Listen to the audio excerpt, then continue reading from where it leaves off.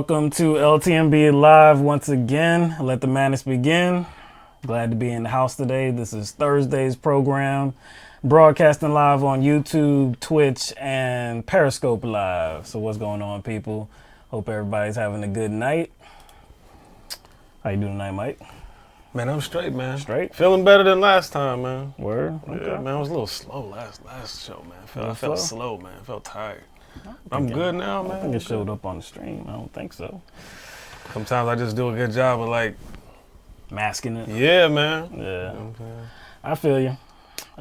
We good here though. Hope everybody, like I said, is doing fine. If you haven't already, please like the stream. We always forget to announce that. Jordan, I believe, he's the one that always reminds everybody and reminds us to, let everybody know. Please like it and subscribe to the channel as well. We'd appreciate that. Like unofficial assistant. Yeah. Over here, man. No doubt, man. Glad to see people already viewing the stream. Of course, we have lots to break down tonight. We have some,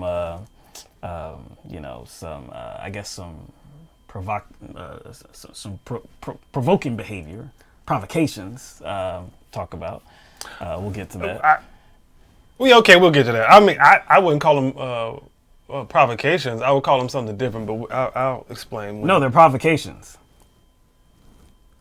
They're provocations. Don't even. Why are you trying to? They're provocations, man.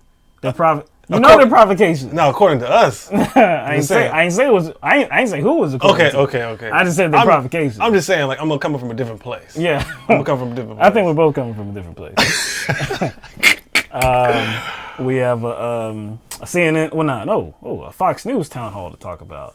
Talk about that. Hopefully, not too long. It's not one of the candidates we usually talk about with any type of support or anything. But we did want to highlight a few things. We can't ignore her. No. We don't want to ignore anybody, really. Because she might. We can't ignore her because she might throw a binder at us. Foreshadowing. But yeah, so I think where we'll begin is with the Trump administration, of course. There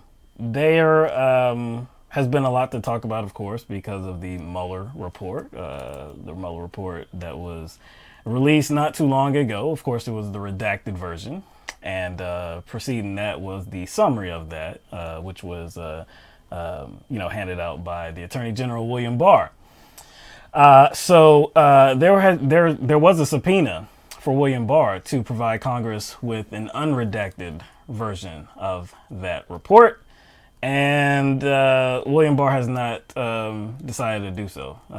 He's declined to provide a completely unredacted report. He claims that he is barred from doing so because the report contains grand jury information, and so he sent a letter to the White House advising President Trump to declare what will executive privilege. Executive privilege. Yes, executive privilege. So it was a counter move because there have been talks in Congress, of course, that the House Judiciary Committee, and they were talking about holding William Barr in contempt. So that's what led to the move of the Justice Department talking to the White House and having Donald Trump declare executive privilege. So that's exactly what President Donald Trump did. But usually executive privilege is used to keep conversations between executive advisors private, right? You know what I'm saying? That's what it's usually used for. Yeah. And traditionally. Yeah, I mean, it's used. I mean, there could be some investigation, some actions that are being done by the Justice Department. But does that apply to the grand jury information that is in the redacted version of the Mueller report? That is the question. Because Barr claims that he can't release it because the unredacted version of the report contains grand jury information. I can't cite a case where this has happened. It was like this kind of... You don't need to cite a case. Yeah. You know why you don't need to cite a case? Why? Because I follow a handful of lawyers on Twitter, and one of them linked people to federal laws disclosing that or federal laws that outline the disclosing of grand jury information, and criminal matters and the procedures surrounding grand jury, the release of grand jury information, and it led me as well as other Twitter users to a page. It was a law page, Cornell Law, to the procedures, which is Title III, that covers disclosing grand jury information, and it proved that Barr was lying. Now, it's covered in Rule 6, Part 3, Section D, which contains a foreign intelligence exception that pertains to the release of grand jury information. And that exception does allow Barr to release that information. Now, this particular lawyer on Twitter summarizes it better than I could. And he highlights the exception that is denoted within this law. And it says the exception added in the wake of 9/11 allows DOJ to share grand jury information without a court order involving foreign intelligence, counterintelligence, to federal law enforcement intelligence, national defense, security officials to assist them in their duties. The exception also allows DOJ to share with those officials grand jury information involving threats of attack or other hostile acts or clandestine intelligence activity of a foreign power for the purposes of preventing or responding to such threats and activities.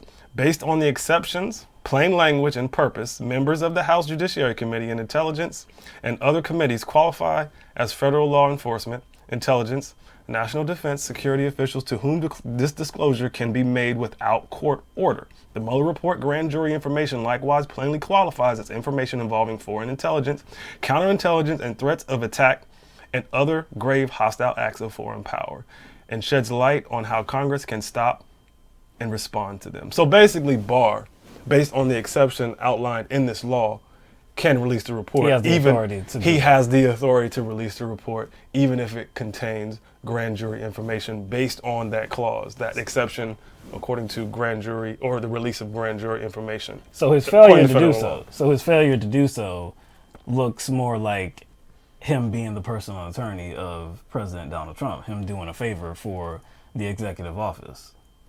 Because there's nothing that is written that prohibits him from releasing that information. No, it isn't. And the weird thing is, like, they could have asserted executive privilege when the report came out.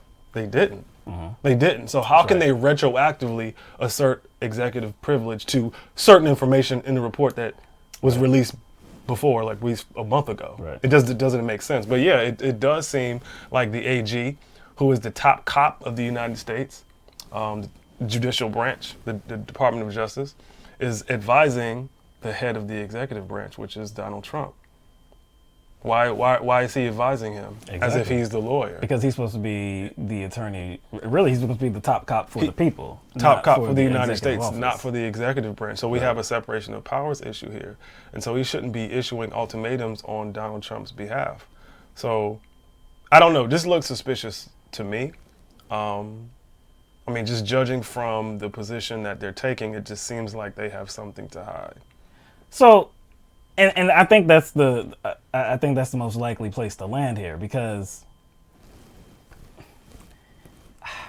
if you were okay with releasing the unredacted portion of it, like you said, like, why would you at this point say that, okay, I'm gonna implement executive privilege and no more information, the whole report cannot come out? It just seems like you do have something to hide. Executive privilege is not absolute. So it doesn't mean that once a president implements it or cites it, it doesn't mean that, like, that's the end of the story. So there could be a court challenge here, and it could go multiple ways, but a lot of people are saying the same thing that you're saying, is that it wasn't already cited before. So, I think that, if there is a court battle, the people that, like I said, the House Judiciary Committee, it looks like their side, might have a very good case. Attorney generals have been held in contempt before. And one of those was Eric Holder. Eric Holder, that was during the whole Fast and Furious operation. And there was a lot of information that was withheld and was not released. But after a few years, because of a challenge to that executive privilege, that information came out. So We don't know. Like I said, we don't know if it's going to be successful or not. The battle to go after this unredacted version of the Mueller report, but it seems likely. It seems like one, it's going to commence. There is going to be a challenge to it. At this point, I think it's just a matter of like when the information is going to actually be revealed. You know, I think indirectly we could kind of just go ahead and assume that this position they're taking relates to like specific information they don't want released, that Yes. grand jury information. Now, Yes. if they don't want that information to be released to members of Congress, there's a reason why. That would probably give Congress more grounds to, I guess, hold more hearings, especially dealing with Barr. Right. It would give them a bigger picture as to like what went on, like during, I guess, before the election, when Trump was being investigated, or when Trump's campaign was being investigated, or members of Trump's campaign were being investigated. Right. Because a lot of that grand jury information is going to contain individuals or comments or statements made by individuals that are a part of Trump's campaign too. There's no way he would want that to get out.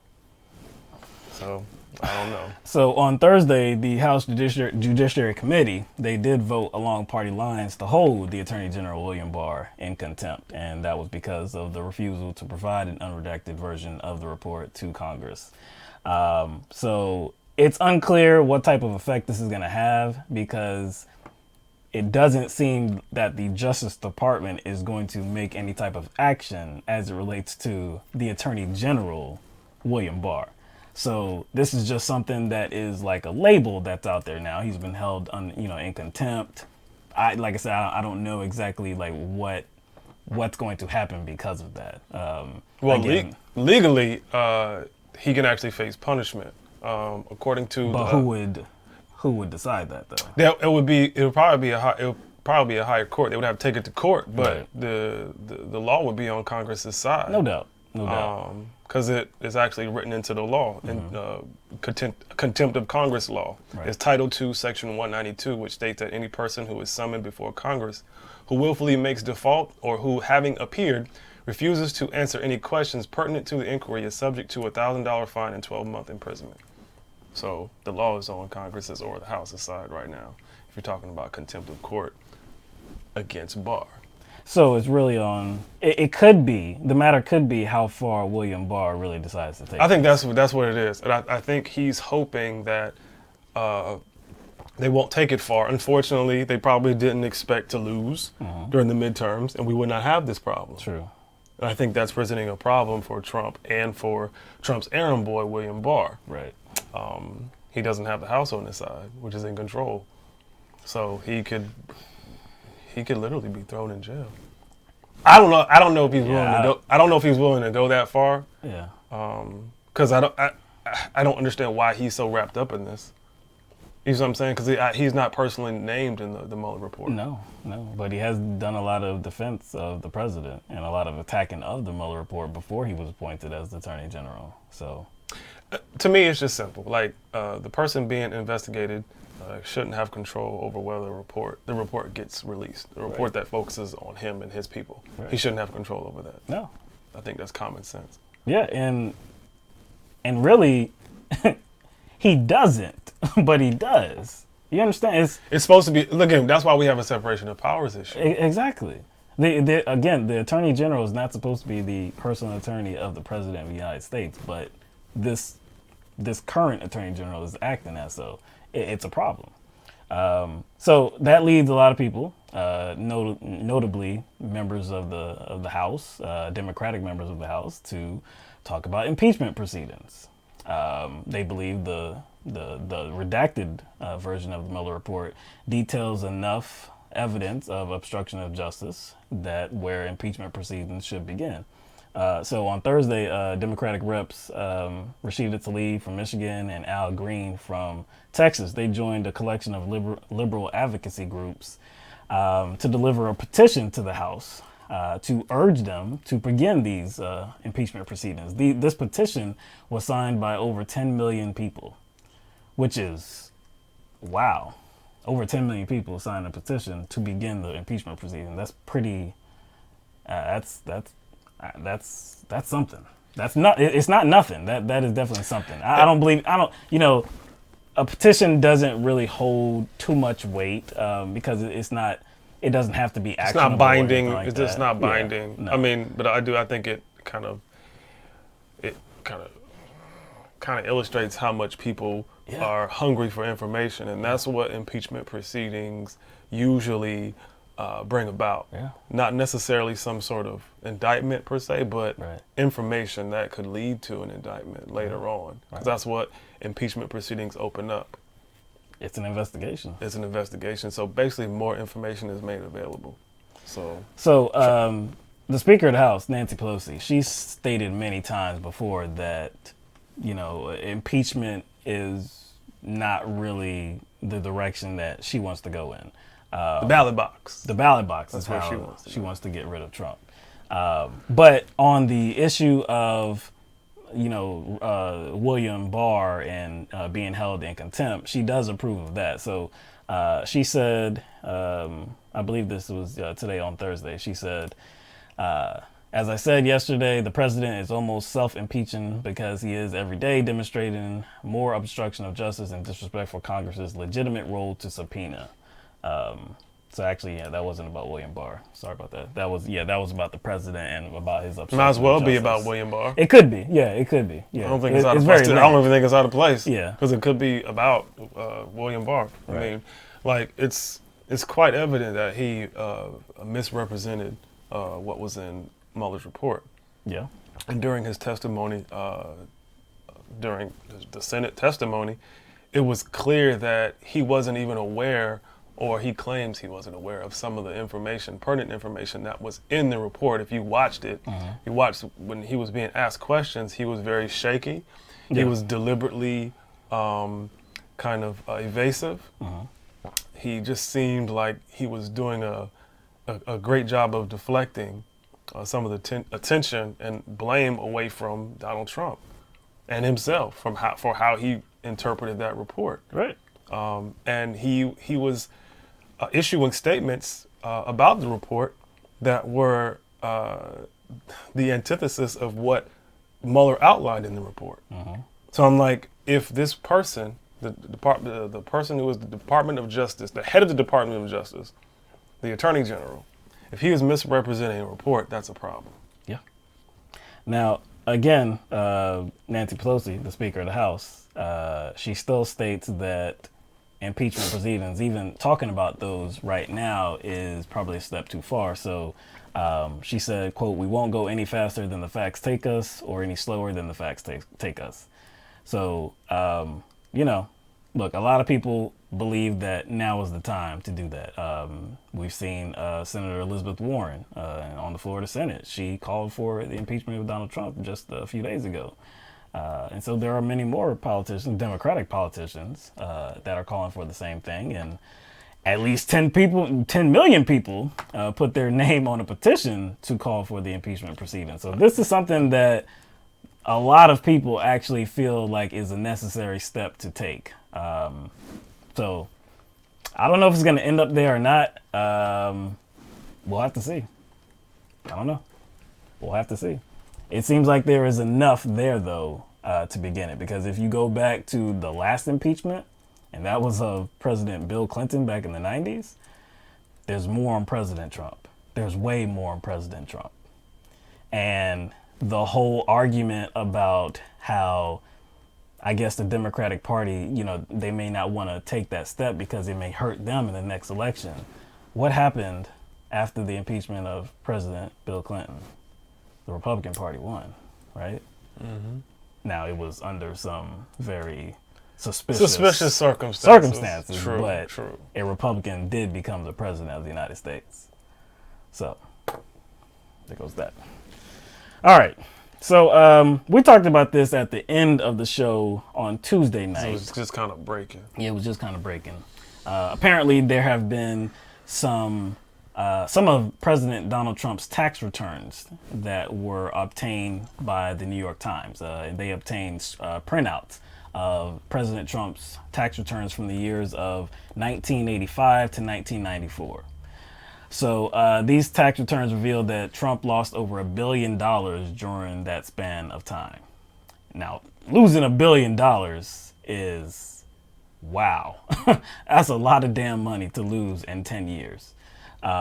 So it also detailed that in 8 of the 10 years, Trump did not pay any income taxes because of the massive amounts of money that he lost. I think that's funny that he paid 0 federal taxes. Yeah. But I'm not surprised because he publicly admitted that avoiding paying his taxes is a smart business move. But it's even funnier considering that Fox News and a lot of his conservative supporters are consistently whining about how poor people don't pay their fair share in taxes. You know what I'm saying? Yep. And here is this supposed like self-acclaimed billionaire, self-acclaimed art of the deal man, not paying taxes For at least 8 of the 10 years. 8 of the 10 years. Yeah. I don't know. Like, you should be doing more for this economy, right? Because if you're not paying money, the billionaire that you are, if you're not paying your fair share, then who's gonna have to make up that burden?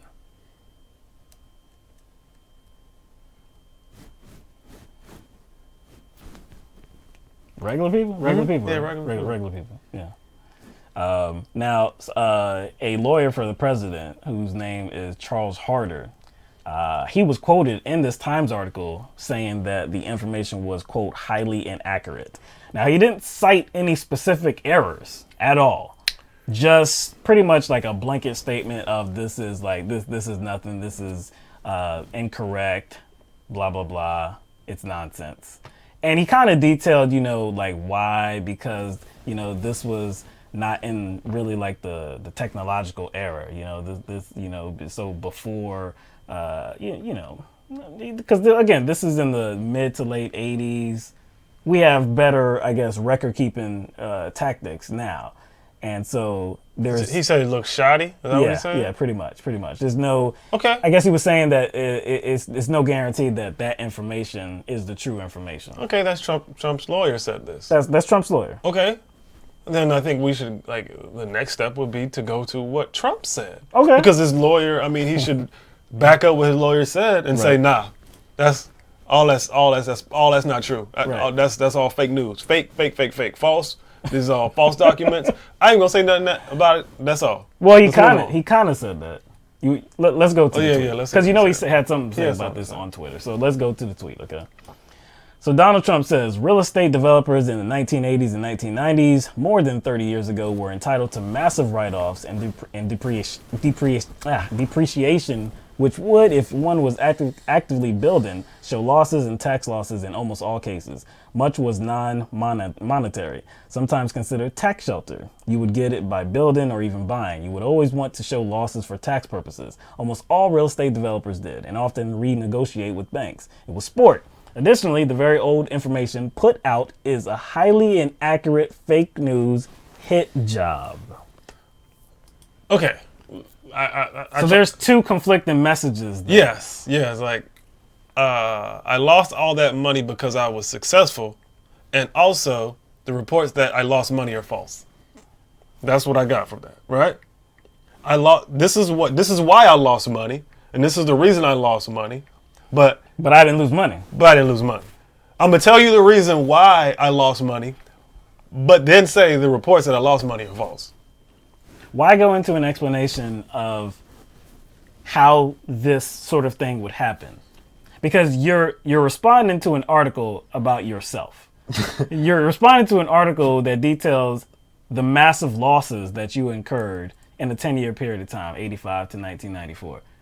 And then, again, you explain hey, look, real estate developers, they run losses, they do this. It's not just how you operate business. It's all sport, blah, blah, blah. But it's fake news. That's not necessarily what I did. That's like I said, he hit his lawyer. He should have gotten on the same page with his lawyer. That's what should have happened. He should have gotten. The last sentence should have been the only sentence then. Why go into an explanation if it's not true?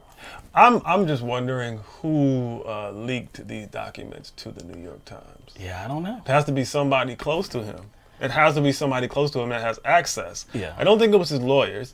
What years were they from? 85 to 94. 85 to 94. So it can't be Cohen because he wasn't involved with Cohen during that time. Cohen wasn't his lawyer. So it could be one of his wives.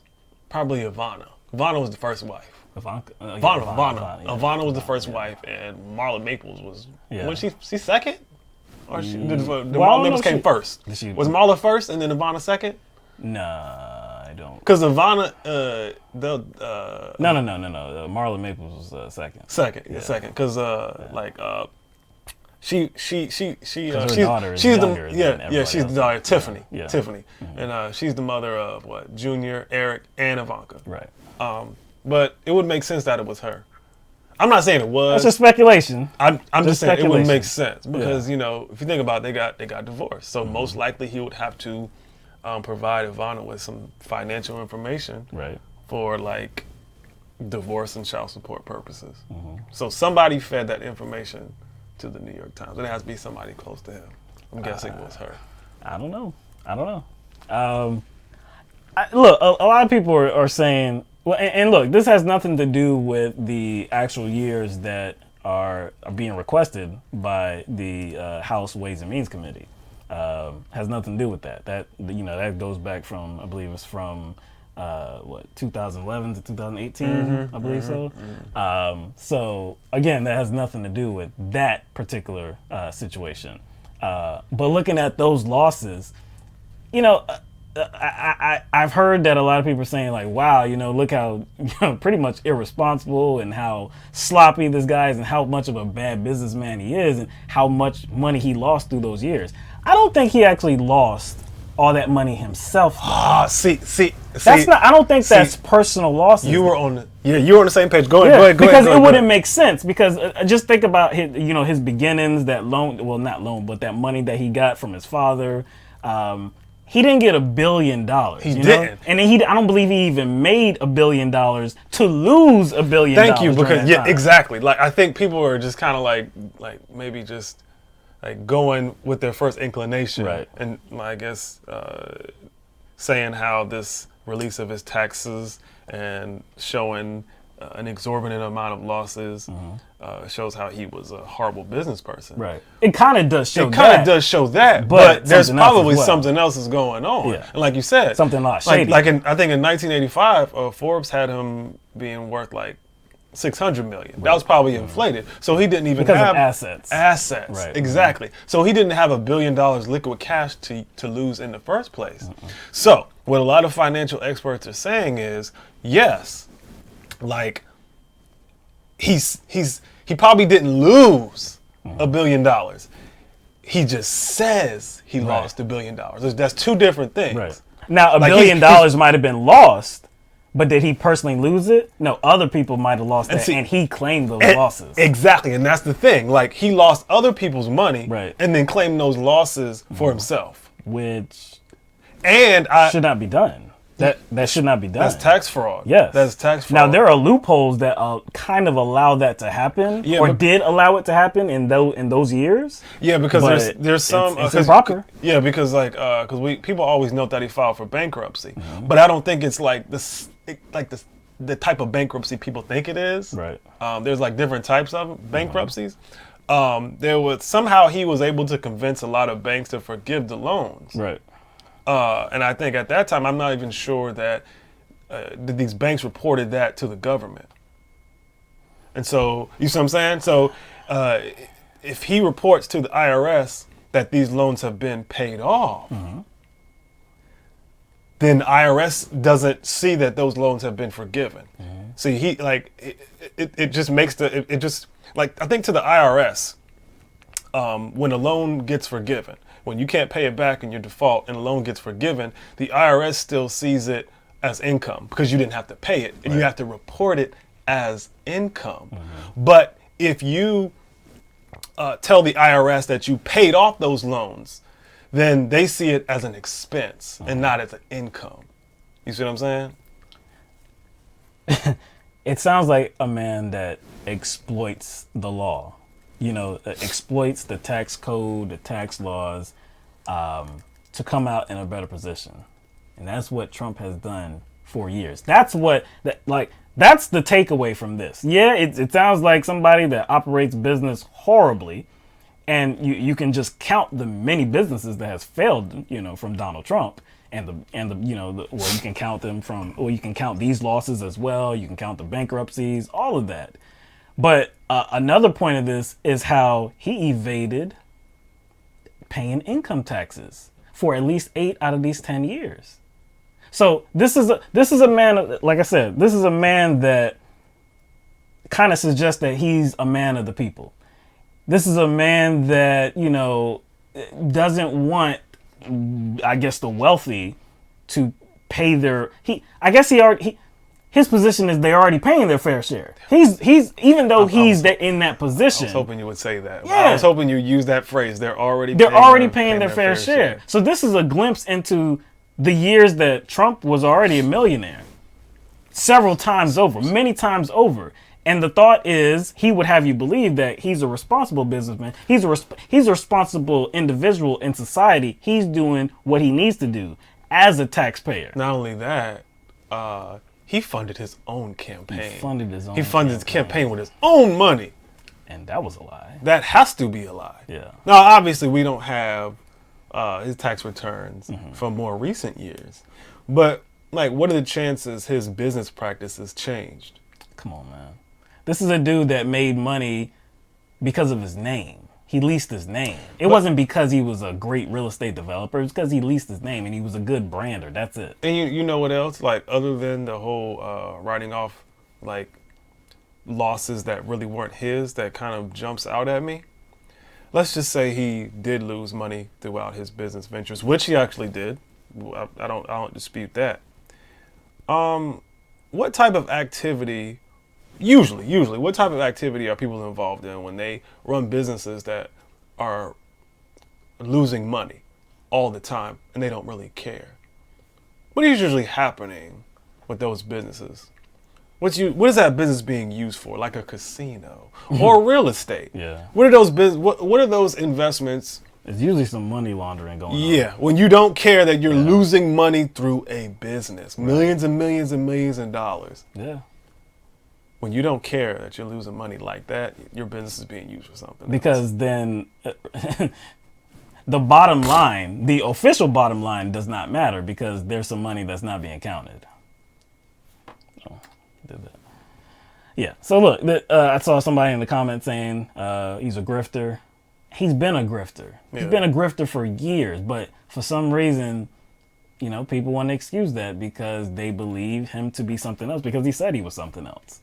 And that's really it. There's no evidence that he is that thing that he said he was. There's no evidence that he is this man of the people and he's going to look out for the little guy and improve situations for the majority of us. There's no evidence that he wants any of that. And you know what I blame? This is not new information. The information about how not only his father, but his sister was kind of involved in this too. Remember his sister had stepped down as a judge because there was an inquiry and investigation going on. She was was she a federal judge? I believe so. I think she was a federal judge, and there was an investigation going on into her that tied to their father in regard to potential tax schemes and tax crimes. Now, I guess the way the law works when a judge is under investigation, and they step down, the investigation ends, which I don't like because that kind of encourages, people in authority positions to, especially judges, to kind of do grimy shit and do dirt, and then when they're caught and an investigation starts, I'll just step down, right? And the investigation starts. That's what happened with Trump's sister, right? So. Yeah, this stuff is not new, and I honestly I blame the Democratic Party. They thought they could let Donald Trump talk himself into a hole, when they just should have presented all this evidence of his financial malfeasance, his financial schemes, his financial cons, right? Because that's what he was using as his campaign platform. Yeah, part of it. Obviously, it was he used populist language, but for the most part, he used his business acumen and if the Democrats would have actually, did some digging, wouldn't have took much.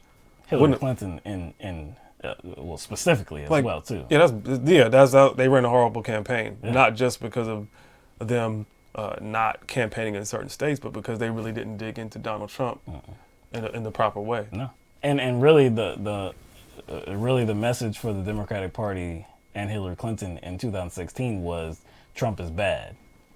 Cool, but how?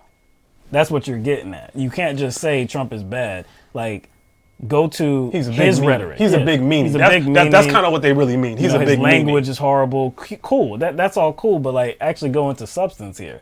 He has such a track record that is so horrible that it's easy to go into it and dispel anything that he's talking about that's positive for, I guess what he's preaching as positive for the majority of people.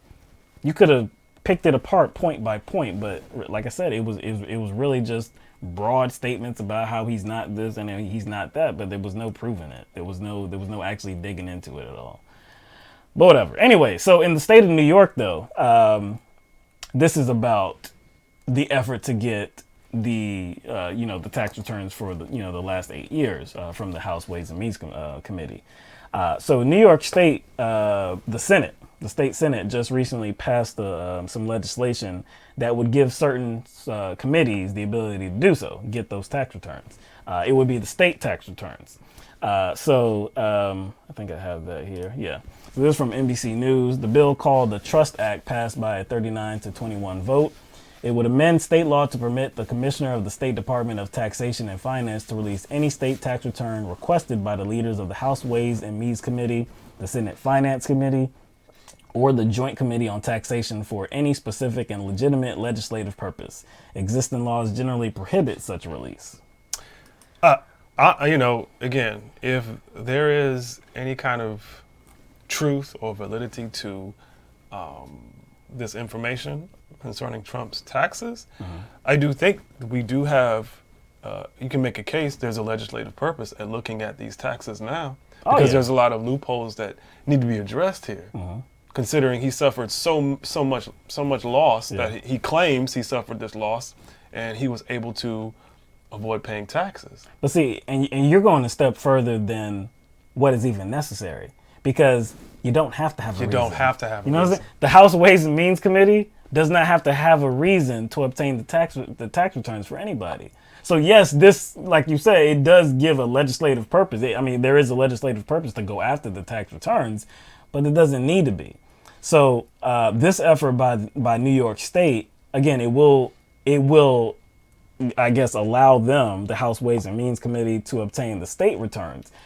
And that wouldn't show, well, I guess officially it wouldn't show federal information, but it would, because Donald Trump does a lot of his business in the state of New York. So what is found on the federal tax returns is probably going to be found on the state tax returns as well. So it would give them the information, or probably most of the information that they're looking for. The question is, to me, a key question is, why is it important to, address the problem with Donald Trump being financially strapped? Why is it a problem? We have a president who is obviously financially strapped. Anybody who's financially strapped is going to be desperate. Yeah. And kind of, I would say, submit themselves to be manipulated by other people's business interests. Not just you know what? And that's a very general way of saying it. But as we've talked about with the emoluments clause, him having, people from different countries, foreign nationals coming into his hotel, staying at his hotel, he's profiting off of that. That's illegal. You can't do that. So like you said, if this man is cash strapped, he's in a bad position. Is there some way for somebody from some foreign nation to leverage that, that he's in a bad position to get favors for them in their country or something like that, And I think, I don't understand how people can be a little bit, or I wouldn't say a little bit, maybe just people seem to be a bit disingenuous about this, especially his kind of financial ties to Russia and how that could violate the Emoluments Clause. And actually not just Russia, maybe even Saudi Arabia, or maybe even China, where his daughter has trademarks and he has trademarks. And Saudi Arabia as well. He bragged about Saudi Arabians kind of helping him with a business venture to have the biggest building in Saudi Arabia. Right. So I don't see how that's not a problem. I think, yeah, maybe the focus has been on Russia too much, and maybe should include China and Saudi Arabia as well, and any other country he has dealings with. The interesting thing about this is that during 2016, we heard like this clamoring for a businessman. We heard people that actually were in favor of a businessman, a successful businessman, like running the country. You heard ideas like, yeah, you know, we need to run this country like a business. And for so many years, what I've heard is that corporations are dirty, man. Corporations are evil, man. They try to get over on you. They exploit the laws. They're not for the common man, the common woman. They're not for any of this. We have a man in Donald Trump whose whole life exhibits that type of behavior, but we want him running the country. And to me, it's like people are they act as if they're so concerned about money and politics. When I say they act like they're so concerned, I say that because I think people are being disingenuous about that topic, because that's the case we have right now with the President of the United States. Yeah. Because we talk about that all the time. We talk about how the corporations are in the pockets of our representatives, and that influencing how they engage with legislation, right? Don't we talk about that all the time? So why would it be a problem for us to talk about that in regard to the President of the United States? Because these businesses are multinational. These companies are multinational, right? They exist in other countries. And some of the leaders, most of these leaders in these other countries have direct ties to these corporations and these companies. So you can just pick any president. You can pick any leader. It doesn't have to be Vladimir Putin. You know what I'm saying? It could be your boy in Saudi Arabia. It could be what? Not a problem. Just not a problem now. It's not a problem. So I'm just kind of confused as to corporations are good now. I'm confused as to how money in politics was a thing in general, and is a thing in general, but all of a sudden money in politics is not a thing for President Trump, who could be influenced by corporations, corporations that are tied to a certain heads of state of other countries, and Vladimir Putin could be one of those people. I'm not saying he's the only person, but if we're going to talk about our politicians being influenced by money in politics, well, then these heads of states of other countries have direct ties to corporations and interest in those corporations, and they influence our politicians with that same money. So how is that not a money in politics issue? So it looks like fandom kind of outweighs actual policy, integrity. Fandom actually outweighs that. Because if it was a problem before, it should be a problem now. Nothing has changed to make it not a problem. Only there's somebody new in the White House. All right, let's go to AOC and Bernie. So Senator Bernie Sanders and Alexandria Ocasio-Cortez have teamed up together to address credit card interest rates. So on Thursday, they introduced legislation in the House and in the Senate, and comparative legislation they introduced in the House and the Senate. The legislation would cap credit card interest rates at 15%. Now, we know that interest rates for credit cards can go sky high. They can go 25%, they can go 28%, 30%. There's really not a limit on them, and it can leave a lot of people in a bad position. So the legislation would also give states the ability to lower their interest rates, lower than that 15%. So they appeared in a video together. It was on Facebook, so we have a short clip that we'd like to show you. What Alexandria and I are proposing in our legislation is something that is not complicated. It just takes us back to where we were a number of years ago, and that is that no bank in this country should have credit card interest rates of over 15%. So we're bringing back the concept of usury laws, where banks cannot try to get blood out of a stone. Previously, you had states like Alabama that charged maximum 8%, Vermont 12%. Many states had maximum amounts of interest rates that credit card companies can charge. But as a result of the Marquette decision back in 1980, I think, essentially that was nullified. And we're going to bring that back. These predatory loans and high interest rates impact rural communities. They impact urban communities like those that I represent. And it's funny because you would think that in a densely populated community like the Bronx or like Jackson Heights that you'd be able to have a bank on every corner. But what we actually see is that in poor and lower income urban communities, there are way fewer banks per capita. You know, there was a study that showed in Compton there was one bank for every 25,000 people back in 2006, and that was from Brookings. And so it shows that it's not just access to capital, but just the ability to go somewhere and cash a check. It can be very difficult whether you're in a very rural part of the country or even in certain urban neighborhoods. This is not anything radical because we had these laws for a very long time in red states. We had them in blue states. We had them in half of the United States had usury laws until 1978 when they were repealed. And ever since then, it's given a blank check for credit card companies and for big banks to charge extortion level interest rates to the poor. And the reason this is a moral issue is because we should not be using people's misfortune and using people's income status as a basis for extortion and as a basis for predatory lending. So if you haven't already seen that live stream on Facebook, I encourage you to go see it. It was a very good talk, a very good discussion they were having. It was about 25 minutes long or so. But they detailed, why this is a necessary action is because of predatory lending practices. Because I guess the message that I came away with that they talked about multiple times is that it is expensive to be poor. And that was really the point that they were trying to hit on. It is very expensive to be poor.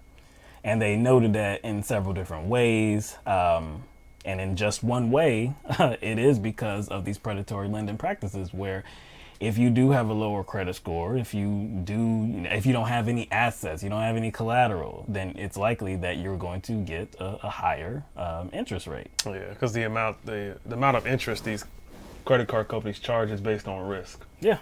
So if you got some money, you get your low risk. Exactly. And they'll give you a low interest rate. If you got dust pockets, then you're high risk and you get a high interest rate. And it costs you more. Which is to weird. obtain the same To type me, of that loan. seems like a flawed business model because like these lenders are actually creating more risk when they attach these ridiculous amount of interest to these loans. You're creating more risk. Yeah, you would. Because why? Because it's going to be more expensive for somebody that doesn't have the money to pay that. Because the lendee was financially struggling before the that, loan. right. So how are they going to pay off a loan with a high interest rate when they're still riding on the financial struggle bus? It would make more sense to charge the people that are with a higher percentage. What are they going to do? Of course they're going to pay. If that was the standard, they would have to pay it, right? Because they want the stuff, right? So I just think it creates a situation where those people can't pay off the loans because the interest rate goes up so fast that it's impossible for them to pay it off based on their income. Yeah, they don't have more income than they had before the loan. So I don't know. I just think it puts people in a deeper financial hole. it does. So again, these are usury laws that they were discussing, and usury laws used to be normal, used to be customary. but like they were talking about in a Supreme Court decision in 1978, they were done away with. So the Supreme Court decision they were talking about was Marquette National Bank of Minneapolis versus the First Omaha Service Corporation. So basically what happened was there were usury laws, but usury laws weren't, the same across the board. Every state would have different usury laws. So in Minneapolis, the loans were capped at 12%, but in Nebraska, they were capped at 18%. So, in Minneapolis, they could only charge people, only 12% interest, but in Nebraska, they could, charge 18% to make up for that difference, or, just to, I guess, receive more profit. In Minneapolis, the Marquette National Bank of Minneapolis, they were charging annual fees. But the First National Bank of Omaha, Nebraska, they were offering credit card loans without annual fees. So that would be a little bit more appealing. That could be a little bit more appealing to somebody in a different state where you're like, oh, well, all these credit cards, I gotta have to have an annual fee, this and that. So it was really like it was an unfair advantage. So that's why it went to court.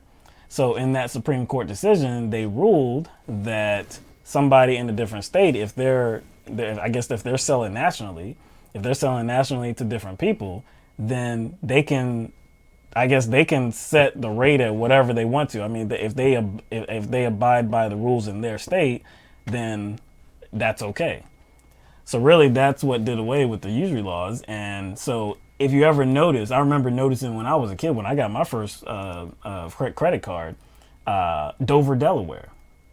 That's where, and I got a second credit card, sometime later, and a lot of these credit card and even credit card offers, if you get them, a lot of them come from Dover, Delaware. Mm-hmm. They might come from another one, I believe, is North Dakota. Delaware. Whose state is that? Delaware? Yeah, Delaware. Who is that connected to? Delaware. Somebody was a senator from Delaware. Somebody was a senator from Delaware. Yeah. And he loves the banking industry. Yeah. That would be. Damn, what's it? I mean, I'm drawing a blank, man. Joey Biden. Oh, Joey. Biden. Joey Biden. Yeah. Current candidate. Candidate. You almost couldn't say it. Yeah, no. Yeah. But yeah. He's from Delaware. But and a lot of. Go ahead. Was that the same state we talked about in regard to the tax haven too? The Panama Papers? Well, yeah, but it was the Delaware.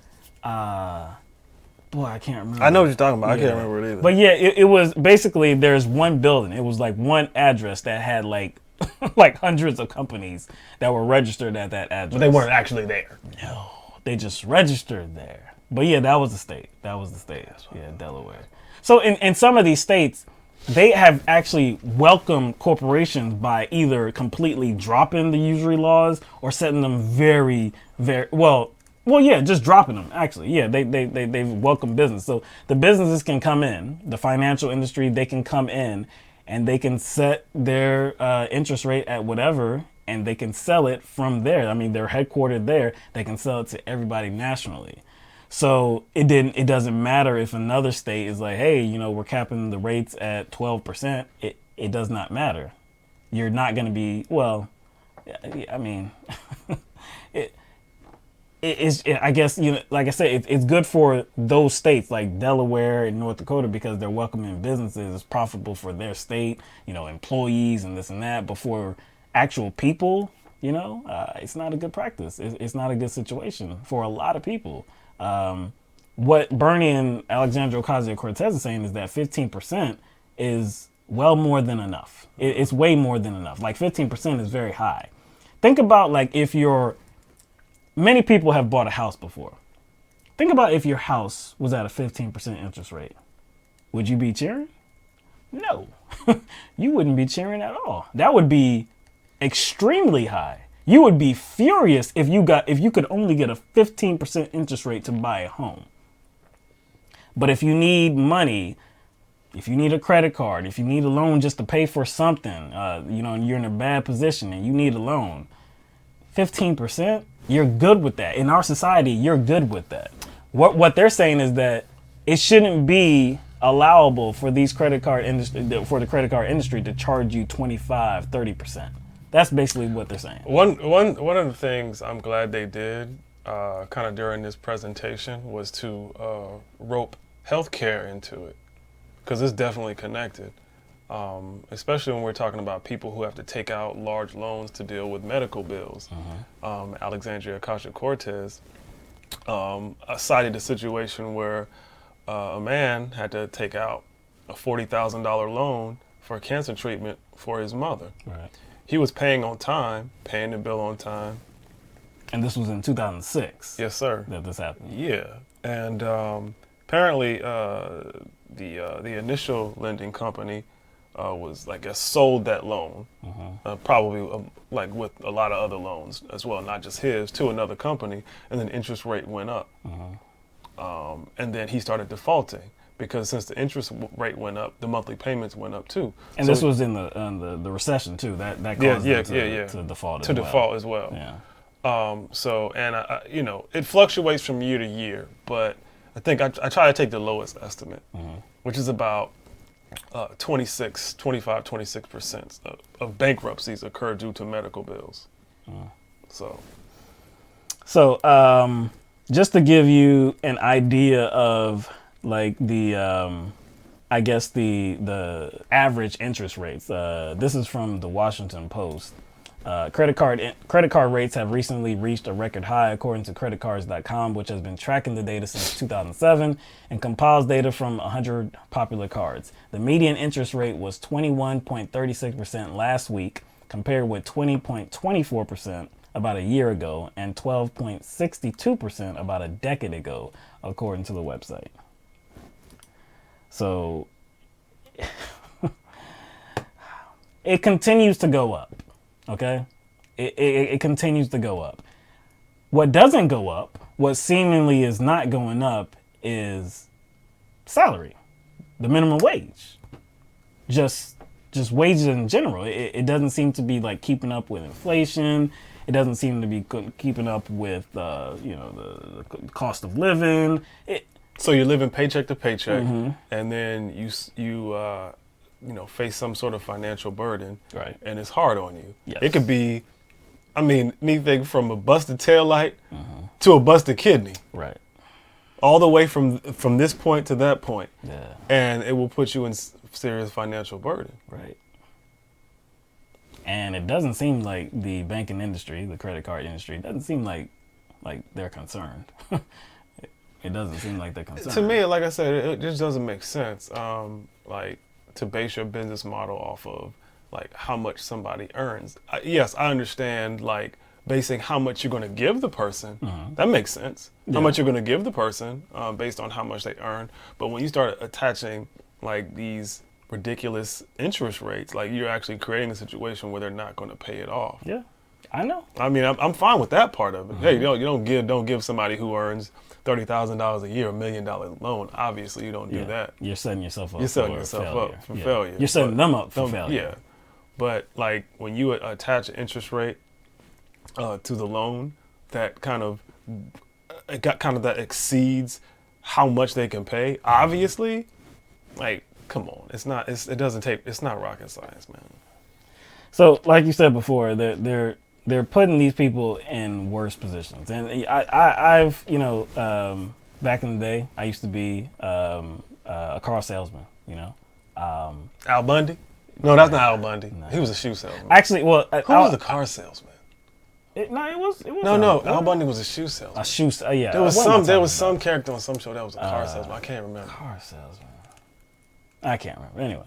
Anyway, yeah. There was 2 times. George Costanza.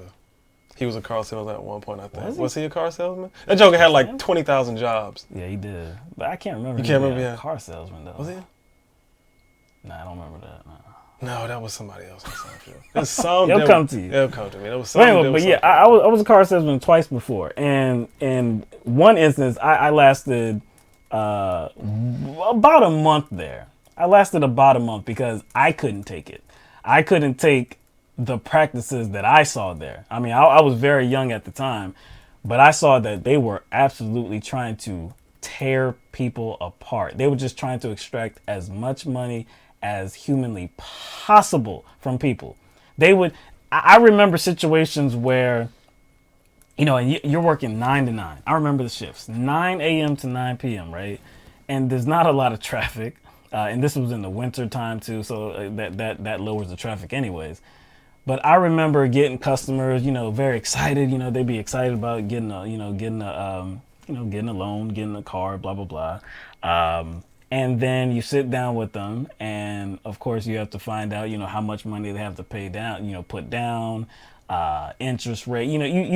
You're just throwing numbers out there because you're not the finance guy. You have no idea what their credit is like. It has not been ran yet. You don't have any idea of anything, right? You're just really trying to get the best numbers you can. But in spending that time with people, you get a sense of like what they can afford and like what they can't afford, right? So there were several times it would all be written down, and you go to the finance desk, right? The finance desk, and you present it to them. And I don't know how many times I would be sitting there and I'd hand them the paper. And this was the GM now. This would be the general manager looking at me. He was like, "What's this? What is this? This is nothing, man. Go get something better than this." Yeah. And I'm like, okay. And being very loud about it too. I'm like, these people are trying. It's not like these mothers are coming in and you're soliciting business from a clientele that has just an enormous amount of money. No, these are just regular people. And of course, they're not the ones who have to tell them. No, you are. I got to tell them. I spent like an hour or two with these people. Exactly. So they get to puff out their chest, even though they didn't spend time with the customer. Yes. And say, you go tell them this. Like, Yes. well, why don't you tell them? Exactly. Why don't they tell them? I couldn't take that. I only lasted maybe about 3 weeks and I had to quit. So it's almost like you had to get their hopes up, knowing good and well they're going to be rejected. Right. You have to get their hopes up, act like you're going to be in a new car in no time. Yeah. And then, on I guess on the same end, really, not on the flip side, I'm just as disappointed as them too, because I could be earning money that day, but no, I can't, because the GM in this store is trying to take them for everything they can. It's a horrible system. So I definitely approve of what they're trying to do here. Again, 15% is a lot. 15% interest rate is a lot. It is a lot. So, it should be done. Now, they expect that they're going to receive stiff opposition to this from the Republican Party. Look, I assume that they will as well. It's just very interesting because the Republican Party always tries to present a situation, or present this kind of environment where the Democratic Party is corrupt, right? And I'm not saying that they're not. Definitely not saying that they're not. But when you're talking about like healthcare, you always hear that the Democratic Party is in the pockets of the healthcare industry. The ACA, that was a giveaway to the healthcare industry, and the Democrats were behind that, and blah, blah, blah. Pharmaceutical, big pharma. Yeah, big pharma, all this, right? But when it comes to the banking industry, we know that the Democrats, under Bill Clinton, they were behind deregulating the banking industry. Yeah, no doubt. But there was one thing that we talked about, and I believe this was last year, and that was the Bank Lobbyist Act. And that was all Republicans. That was under President Trump, and that actually became law. And it allowed small businesses, smaller banks, to really get by with screwing people over. And not just all people too. Like, we know because of the information that was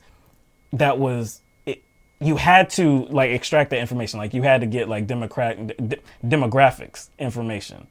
But because of this Lobbyist Act, like, only the biggest banks have to get that information now. So, but how'd they sell it though? How'd they sell it? They said they wanted the smaller banks to be able to compete with the bigger banks. That's how they sold it, remember? Yeah, they did. But really, all it was you were allowing these smaller and mid-sized banks to corrupt the process even more, man. and to get by and get over on people of color, because there have been multiple situations where similar credit profiles but different races, the people of color, they receive a higher interest rate. Like the whole bank industry is a mess. It's a complete mess. So again, I love that they're trying to do something about this. I know it's going to receive a lot of pushback from the Republicans. I don't that the Bank Lobbyist Act was passed into law. This, I assume, will. I can't assume that, actually, because there's a lot of Democrats that are corrupt. There will be a lot of Democrats that will push back on this. So I can't assume that this is going to pass the House. But even if it does, but it's you know not what? I passing the think Senate. it's important that some of these I guess proposals are pushed during the presidential season. Yeah. Because it kind of, I wouldn't say it gives it life, but it gives it visibility. Yeah. And it kind of puts it on a pedestal to be talked about amongst party leaders. They have to talk about it, especially if somebody who's running for president in their party is pushing this proposal. Right. You see what I'm saying? So it kind of puts them on notice. It kind of puts them essentially on guard. Because like, hey, what's your position on this? Somebody in your party is kind of running on this issue. True. You would have to put yourself in this. If you oppose this, you're gonna have to tell me why you believe that the banking industry is not screwing over people. And I think Bernie by charging them exorbitant and I think Bernie Sanders, I think he's aware of Elizabeth Warren's strengths, and this is one of her strengths. It is. And I think he understands that. So he has to kind of put himself out there to match her in this area, because this is her wheelhouse. You know what I'm saying? But this is a good step. They keep giving Biden credit for it for some reason. You notice that? They kept giving Biden credit for it. Yeah. Even though it was her initiative. She got it passed. But anyway, that's Biden, who has been very friendly to corporations in the bank industry. Biden. Just in other news about Senator Bernie Sanders, his campaign, his presidential campaign for 2020, reportedly it is the first campaign where workers have unionized. I saw that. Yeah. So it was shortly after he announced his intention to run for president in 2020 that the workers, they talked about, the employees, they talked about unionizing, and they actually did. They're affiliated with the United Food and Commercial Workers Local 400. That's interesting. Yeah. I mean, and Bernie Sanders is all that's for crazy. it. He's supportive of this. I mean, he has so many volunteers, his big campaign staff. I would expect Biden to follow in his footsteps. Biden did make a statement about it. I mean, I would expect Biden, because he his campaign raised just a little bit more money, right? Yeah. So I would expect, in the first, I believe in the first 24 hours. So we don't know what it would be. Yeah. I guess for a longer term. Right. But I mean, he's setting a precedent. I would expect Biden, since he's kind of neck and neck with Bernie, apparently, expect him to like. Well, like I said, Biden did make a statement about it, and he said, "Yeah, sure, yeah, he would be fine with his employees unionizing, definitely," but he said that they've implemented so many great things, and they're actually taking care of the workers that he doesn't think it would be necessary. I believe he said he would hope that it would be unnecessary. Oh, so he's managing his campaign so well. Yeah. And everyone is compensated. Oh, yeah. Addressing the needs of his workers. Addressing the needs unlike of anybody else. Unlike anybody else. He's doing that so well. Yeah. They don't even need to unionize. They don't even need to. That kind of sounds like Walmart talking to their employees. Like, man, we got you. Just go get on some food stamps. We got you. Or like some Amazon. Well, I wouldn't say. Well, like Amazon. Yeah, man. Yeah. That's what it sounds like. Man, we're treating you so well. You don't need to look out for yourself. I got you. Nah. If there's a chance that I can look out for myself, like we as a collection of people can look out for ourselves.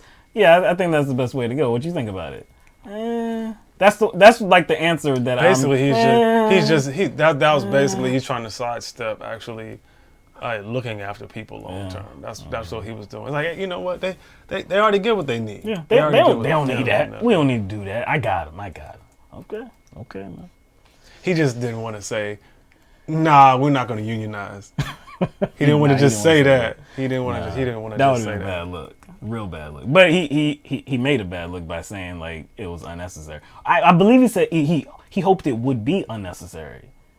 If you hope it would be unnecessary, that's not a good So he's statement. not confident. Yeah. I hope it's unnecessary, which means I hope nobody in my campaign brings it up or says anything about it. Yeah. I hope they don't come together as a collective to demand the same treatment as the individuals and the employees of Bernie Sanders' campaign. That's what he's saying. When he's like, I hope. Because if you were real about it, all you have to say is, yeah, I mean, if they want to do that, I'll be supportive. That would have been, he could at least fake the funk and then like got on the phone like, look. Like, y'all seen that statement, right? Yeah, okay. Like, call like a campaign manager. Exactly, yeah. And be like, put out the word that we ain't going to be having that. Everybody, like basically everybody in every state, and the campaigns in every state, campaign head like, yo. I know y'all seen that, press release. Yeah. I know you seen me in the media saying I'm cool with y'all unionizing, but I was like, I need y'all to kind of like tamp that down because we really can't do that. Yeah, I ain't feeling that. But on the hush though, don't go to the media now. Kind of sound like that lawyer I talked to. Don't run to the media. Don't run to the media. That was wild, man. That was mad wild. I was like, really? Don't go on social media and talk bad about you. Okay. Because basically you're basically admitting that I have something to talk about. That I have some bad stuff to spread. Oh, man. Some bad information. All right, so let's stay with election 2020. Senator Amy Klobuchar appeared on Fox News for a town hall on Wednesday night. It was moderated by Brett Baier and Martha McCallum. Approximately 1.6 million viewers tuned in for this town hall. And it's not the most that has tuned in for a town hall on Fox News. I believe that honor goes to Bernie Sanders, who had his a few weeks ago. I believe it was 2.4 million people tuned in for that town hall. But there were certain points of this town hall that we wanted to address. The first one was a question asked by an audience member, and he asked Senator Klobuchar why progressives should support her. So this is her answer. Progressives should support me because I am a proven progressive. The last time I checked, if you want to be a progressive and support progressives, then you're supposed to make progress, all right? That's a pretty low bar right there. It is an extremely low bar. Extremely low bar. I don't know that she understands what progressive means, because it does not just mean progress. Anybody can claim that progress is being made, because we have somebody in the White House that is claiming that much progress is being made. Is he a progressive? So to say progressive, it leads you to a different place rather than just stating like, oh, I've made progress. In my mind, that doesn't mean that you're a progressive. Donald Trump, again, he has succeeded in deregulation on many fronts. He's made progress. Again, that doesn't mean he's a progressive. This is somebody, Amy Klobuchar, who doesn't support Medicare for all, doesn't support marijuana legalization, doesn't support tuition-free colleges and universities, public colleges and universities. There's a whole host of like progressive issues where she's not there. She's on the other side of that. So again, like progressive means something else. And to a progressive, you would know what that means. Like to the Republican Party, to a conservative, they would claim that's the far left. Oh, those are the radical liberals. So it's not just the idea of making progress. It's like making progress on like specific things.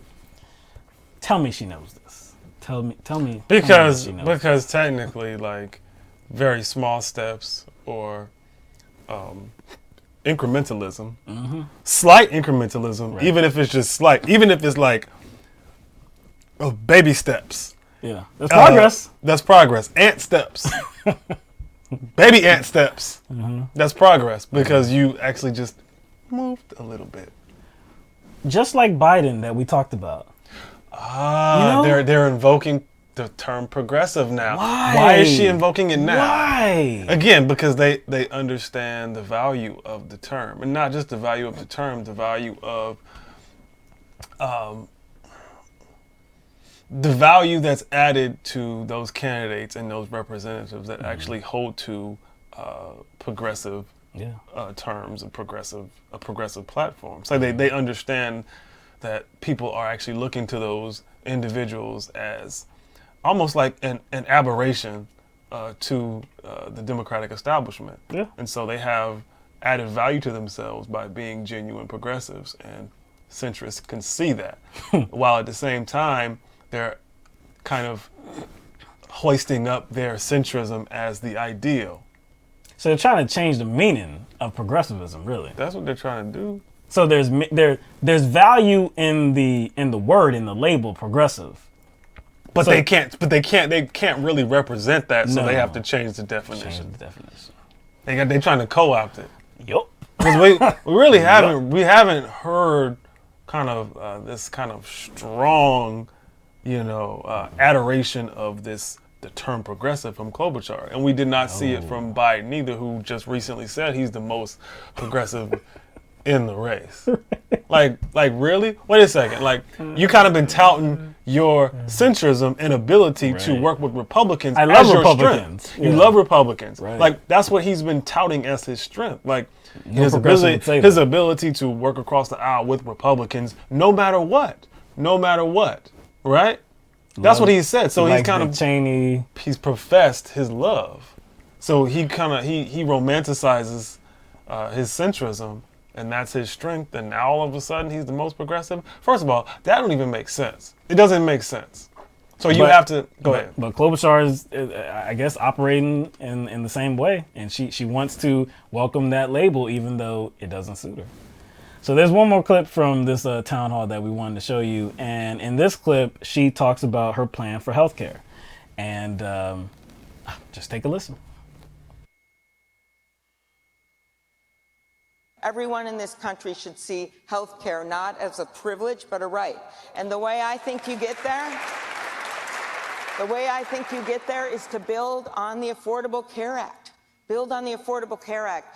This is something that the president is trying to repeal right now. His Justice Department last week, in the middle of all that news and that Barr hearing, what happened? They filed a legal brief in the Fifth Circuit, and that means the state of Texas, which would have repealed and is trying to repeal the entire Affordable Care Act. This isn't just about people that get health care off the exchanges. This is about all of you. If you have a pre-existing condition, any kind of health condition, you could get kicked off your insurance if, in fact, this repeal takes place. So I would protect those provisions. I would build on them with a public option, which means Medicare or Medicaid, to bring down the costs. This is something President Obama wanted to do from the beginning. And I would take on the pharmaceutical companies, because they may think they own Washington with their 2 lobbyists for every member of Congress, but they don't own me.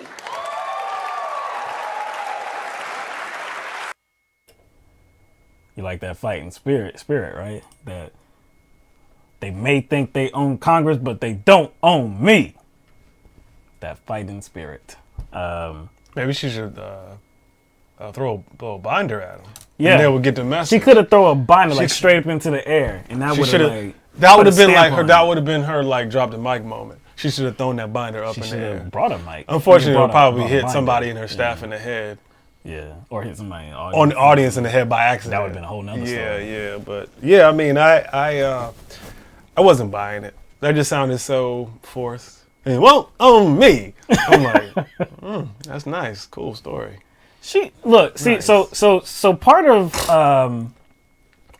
I guess her commentary on that subject, you can't be 100% full of shit. You can't be, because then nobody would believe you. Right. So I think that's what she's trying to do here. She's trying to, speak with some type, like you can feel that she is being authentic, because where she's talking about people with pre-existing conditions, I believe her. Mm-hmm. I believe that she wants to actually, preserve that status and, preserve the insurance for those people. I really do believe that she believes that. But when she talks about, first of all, when she brings up the name Obama, and talks about the public option, and saying that, like, yeah, that's the way I want to go too.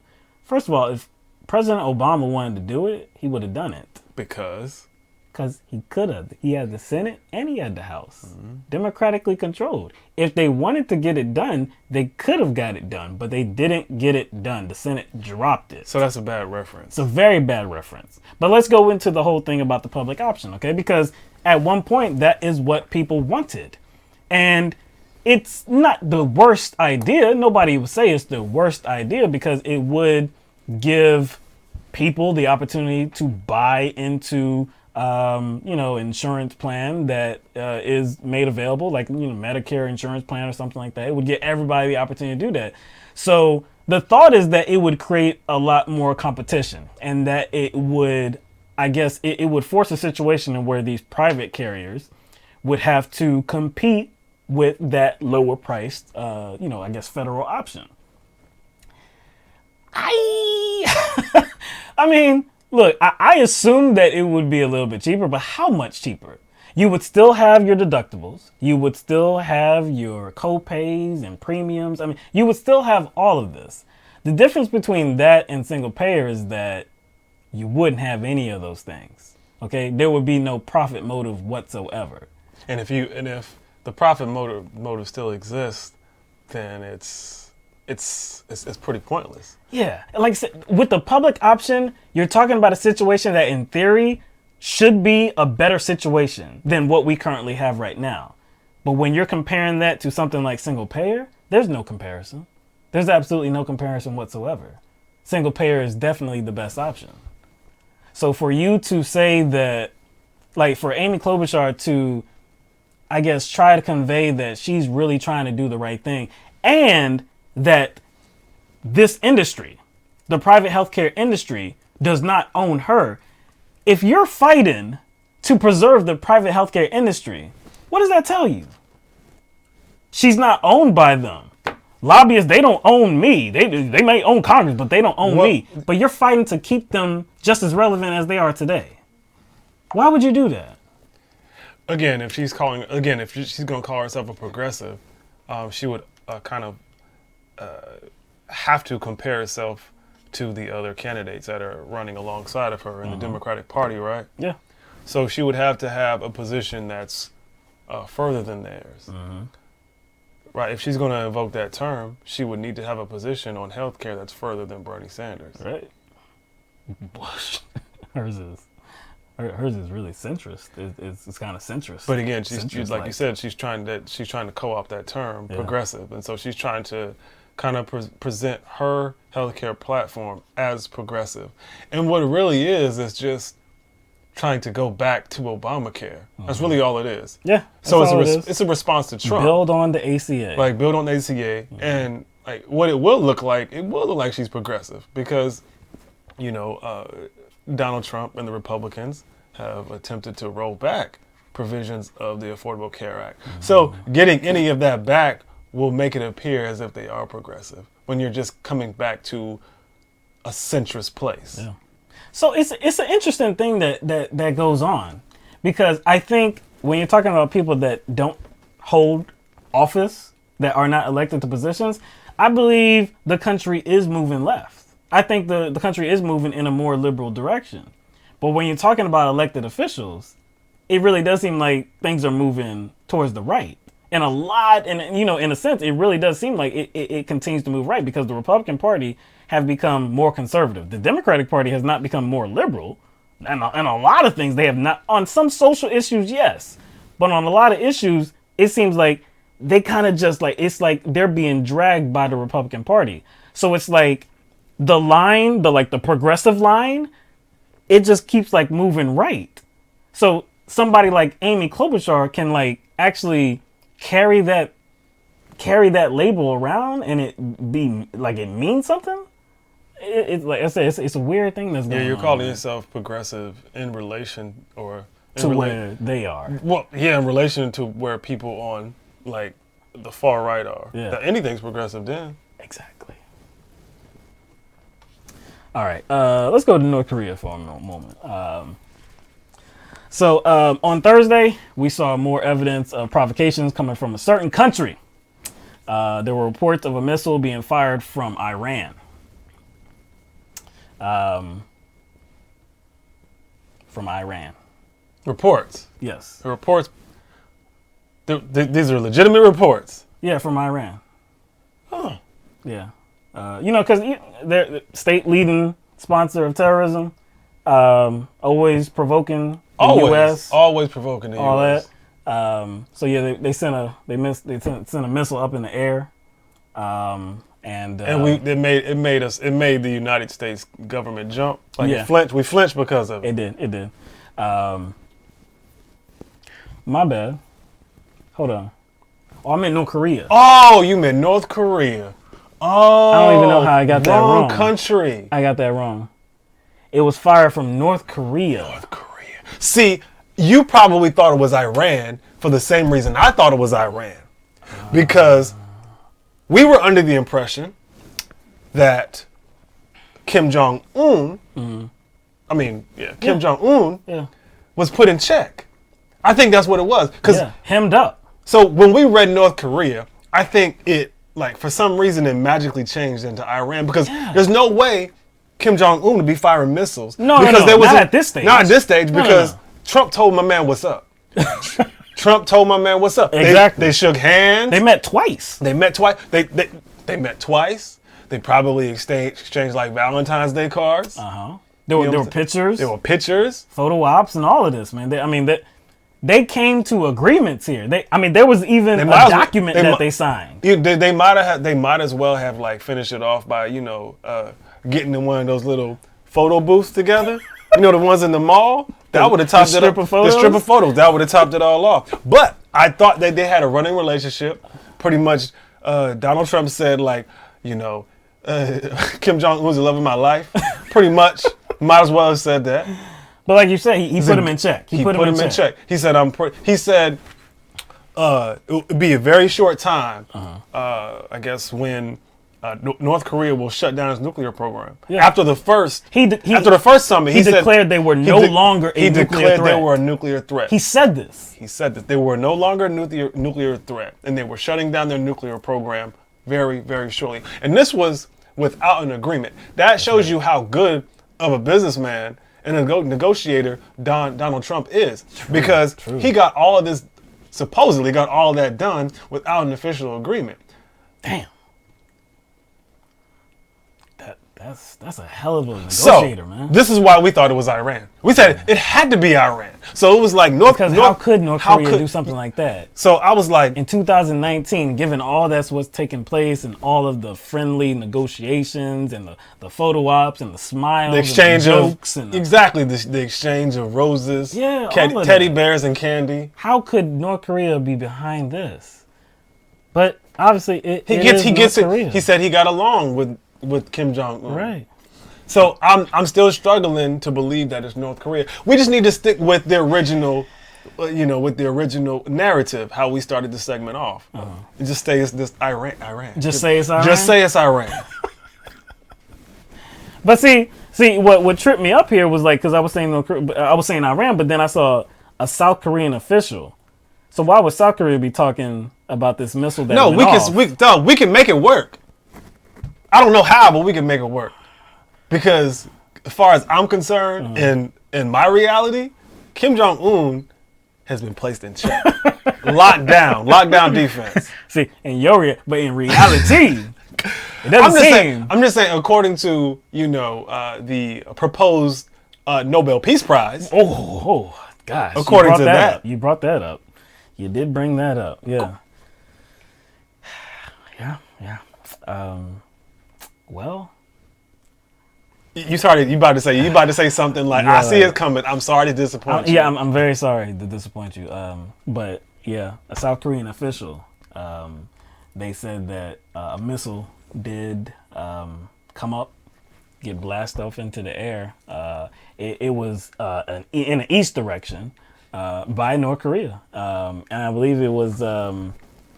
I guess it was towards Japan. The South Korean officials said that the missile traveled about 260 miles. The Japanese Defense Ministry, they said reportedly that there was no threat to their security. And this actually, you know what, we didn't talk about this either, but this actually comes about a week after there was some other testing going on in North Korea. There was some short range projectiles that North Korea was engaged in. Damn, I wonder, I'm pretty sure Trump is disappointed with all this. I mean, I haven't seen him say anything about it. Yeah, I would have to assume that he's disappointed. I would have to assume that he's just dealing with a lot right now. Yeah, there is some other pressing matters. There's pressing matters that he's dealing with. He's dealing with his son. His son facing a subpoena. He's dealing with himself. Right. His personal attorney, William Barr, trying to block the release of the redacted report. His taxes coming out. My goodness. His I think his Cohen just released something about his one of his, I guess, religious advisors, Jerry Falwell Jr. Yeah. Cohen said he destroyed some very interesting pictures, photos. So there's a lot of stuff going on with it too. So yeah, he's probably distracted. He also had a rally recently. Was it in Panama? Somewhere? Panama City? Yeah, I think Panama City. Panama City. Yeah, so I'm pretty sure he'll get to it soon. So because this news is pretty new, so I'm assuming he's going to get to it soon, and he's going to express his dissatisfaction with his boyfriend. You know what I'm saying? He's going to give him a personal call. He's probably got him on speed dial. I think he's probably going to frame this as not threatening. I think he'll probably do that for the media. Because, like I said, he has such a good relationship with Kim Jong-un that these actions, although had they happened in, 2017, had they happened in 2017. He would have been talking about, I'm going to blast you into smithereens type talk. Smithereens, yes. I could imagine him saying that word. Yeah, into oblivion or something like that. Because he did say something like fire and fury. Yeah, fire and fury. Yeah, my button's bigger than your button. At a UN meeting, at a UN event, he said blast them off the face of the earth or something like that. Yeah. But see, that was that was before the summit. Before the relationship building activities. Relationship building activities. Right. Like you got me. See now. You got me picturing Donald Trump and Kim Jong-un running relay races. Yeah. And doing the wheelbarrow. Yeah. See, I was thinking the sack races. The sack races, wheelbarrow races. Yeah. You know what I'm saying? Yeah. I don't know, man. I don't know. I'm just wondering what's it gonna take to repair this obviously broken relationship, and obviously broken promises. What is wrong with man? Wait a second. Whose side are you on? I'm just. What is wrong with man? Whose side are you on, man? He's tearing apart this forged relationship. It's just why are you doing this, You know what I'm saying? Trump been so good to you. Trump been so good. So to good. You, man. Been faithful. Been faithful. Man. I don't know, man. I don't know what's going to be required for this relationship to be mended, man. Maybe Netflix and chill. That's you know what I'm saying? Far. Maybe some Netflix and chill. That is way. Because everything else is not working, man. So maybe some Netflix and chill. You took it way too far. Nothing's too far. You. Here's the line. Here's the line, right? And then wow. You didn't even. You went, wow. Netflix, and you could have just been yo, they can take in a Netflix movie or something. Damn. Wow. I'm just saying this. It needs something. This is extenuating circumstances. Yeah. This requires desperate times require desperate measures. Attention. Desperate measures, man. Attention. They need to preserve this relationship somehow. North Korea, man. Oh man. I guess like I said, man, provocations once again from North Korea, man. Once again. Like I said, we don't believe that. Seems like this is some testing going on, and it didn't endanger anybody. Seemed like it was testing. But it seems like that's what they've always been doing, though. Seems like they, yeah. That's what they've always been doing. Yeah, they haven't. So it's almost like Trump and his administration like created all this on their own. So they created the danger. Yep. And they tried to kind of stage this, I guess, I don't know what to call it, like diplomatic theater. You know what I'm saying? You can say that, yeah. On behalf of Trump to make it look like, see, we're getting something done here. Yeah. And we're tempering down. We are suppressing a dictator from doing really, really bad things and possibly targeting the United States with all the technology that they have. But then North Korea engaged in the same activity that was a year later framed as threatening and provocation. Before. Same activity. But now it's not as extreme. We'll see. We're waiting to see, but we haven't heard anything. What we have heard is, I think it was on Cinco de Mayo, actually, which was interesting. Then John Bolton released some sort of, he did a press release talking about he was sending some United States vessels, naval vessels, to the Middle East. Yeah. John Bolton. I saw, in regards to Venezuela, I saw Trump state that they have a difference of opinions on things. He's good, but that they have a difference of opinions because, of course, with Venezuela, it's about the coup getting involved in really a war in some kind of conflict, and John Bolton seemed to be all in favor of that, and it seemed like Donald Trump was as well, but now he kind of has changed his language a little bit. Because he doesn't want to seem like a loser. That's what Donald Trump does. He comes out, very aggressively, chest poked out, when he thinks something is going to go down and he thinks it's going to be successful. And then when the tide turns, he changes his language. He changes his position so he doesn't end up on the losing side. Because it was kind of all systems go, full steam ahead with him and his vice president. Yeah, it was. They declared Guaido the president. That's right. They had confidence that Guaido was going to be able to galvanize support from the military, and they were confident that this overthrow was going to happen. This coup was going to happen, and they were trying to stage all these they were trying to stage all these events, and it didn't work. So. Where's Trump left? Where's Trump left in all this? So he has to change his language. And I think that's why. And I think Bolton kind of knows that too. That's why he's targeting Iran right now. Well, that's always been a target of Bolton. True, yeah, he's always been a target of Bolton. All right, so let's get to. I believe this is the last story that we have for you today. In March of this year, in Oklahoma City, Oklahoma, a few teenagers were hanging out at an abandoned house. That's something that teenagers customarily do. I remember I did it when I was young too. Oh, no doubt. I did that abandoned, or I don't know how we were able to do it, but houses that were being sold on the market, somehow we got into them. Before they were finished being built. Yeah, I would go into them. Yeah, no doubt. So this is just regular, young people behavior, teenager behavior. They were in an abandoned home. So some of the kids are playing with BB guns. A neighbor called the police to report 2 black males wearing hoodies in the neighborhood that possibly had guns.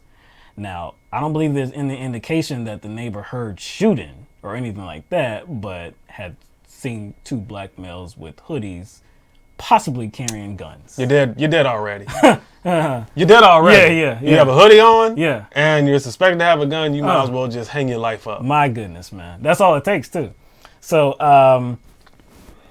that was according to the police report. Officers arrived on the scene, and a 14-year-old named Lorenzo Clerkley Jr. wound up being shot multiple times.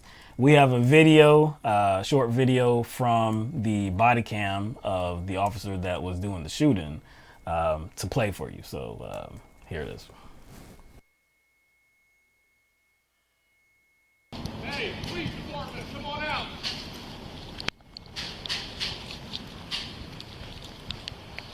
Viper 33, I think it's a cap gun, but they are shooting something off.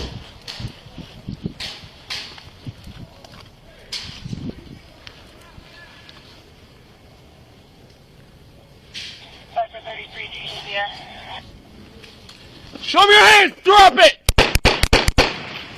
Drop the gun! Shots fired, shots fired. Black male with a gray hoodie had the gun. Where are you hit?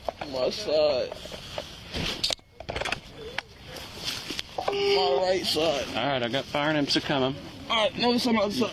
Alright. My right side. Yes! It's on To my, me! It's like my hip. 47 on fire, sir. Go ahead and send the man. Okay. You're okay.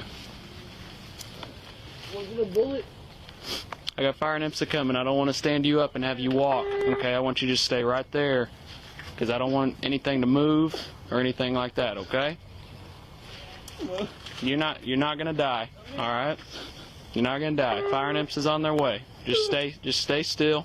I just don't want to move him until fire and IMSA get here because it's in his hip. Okay. Is he bleeding back? No, it's. Are you hurt anywhere else other than your hip? My thigh. Which thigh? My left side. I don't have any gloves on me. I got gloves. Still kidding, of course. Go ahead and 1064, show me 97 on your house. I mean, I don't see blood. Where on your thigh? Oh, right there. Yep. Oh, yeah. Yep. Yep. Bleeding back? No. No. Just that. So, again, the teenager that was shot, his name is Lorenzo Clerkley Jr. He did survive, so that's good news. He was taken to a local hospital, and he was released, I believe, that same night, sometime later, after having his wounds being tended to. The officer that was the one that shot Clerkley Jr., his name is Sergeant Kyle Holcomb, who is a sergeant with the Oklahoma City Police Department. So let's kind of, I guess, go into how this happens. Okay, you heard the police officer, Sergeant Holcomb, before he approached the fence, the opening of the fence. You heard him state that he believed that it was a cap gun. All right, that's audible. Anybody can hear that. But then when he approached the opening, I guess you can't see it. You can't see his vision. What he viewed, but he saw somebody and he told them, put the gun down, I believe, and then he Dropped the gun. Dropped the gun, and then he shot 4 times. What was the time? What was the time period between him saying, "Drop the gun" or "Drop the weapon" to him shooting? What was the time? What was that time period? So the order The and order the shooting. and the shooting. Like, what was that time frame? Yeah. Seemed like it was about a second, maybe a little bit less. Yeah, most of the estimates that we've seen said 0.6 seconds. 0.6 So seconds. a half a second in between drop it and then him shooting. Mm-hmm. I'm not sure about you, but that doesn't seem like that's enough time to even comply. No. A second? No, that's not. And we do have to go into what was happening at this time. So according to Clerkley Jr., he was inside the abandoned home. And at the time that Sergeant Holcomb shouted out his order to him. Oh, he barely shouted. He said, "Oh, police officer. There's a show police." Like, he didn't really shout it. I'm not even so sure. Well, that was the first cop. That was the first cop. Yeah, that was the first cop that was like, "Yeah, police department." Yeah, you can't, like you said, you can't even really hear Yeah, like that. you can't really hear them. If they're inside the house, Right.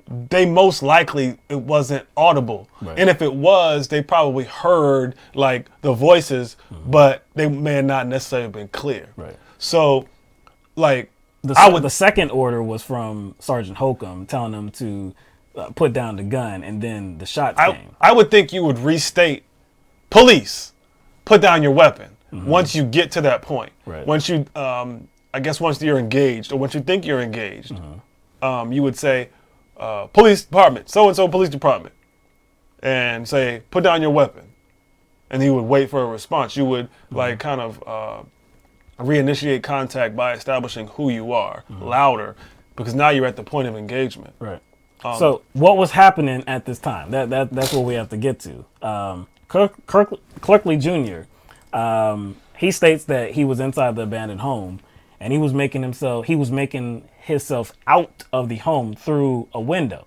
Okay, so he was climbing out of the window when he got that order from Sergeant Holcomb.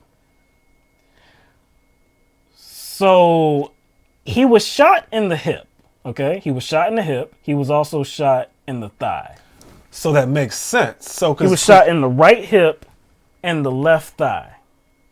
Okay? So that makes sense that he was shot in the sides, because usually when people climb out of windows, they're not like usually crawling through the window. You're not diving You're through not the diving window or through, or something you're like not like trying to like do like the Dukes of Hazzard. Yeah. And just Like, put your foot forward and put come 2 out feet like, into like the Dukes of Hazzard. You're probably climbing out on the side. with your back to whatever. You're back to it. So it makes sense that he would get shot in his sides, because he probably got shot and it probably caused him to like fall or move, and he got shot again. But it would make sense that the shots hit his side, because that would indicate that he was to his side when he was getting out. Right. So what does that like tell you? The cops' mindset should have been at that point, if somebody's getting out of a window, like on like this, like the window's here and they're getting out like this, like That one, he probably, whoever this subject is, does not have time to comply to whatever order that you just voiced out. He's trying to do, he's in the process of doing so. He's in the process of getting out of the house.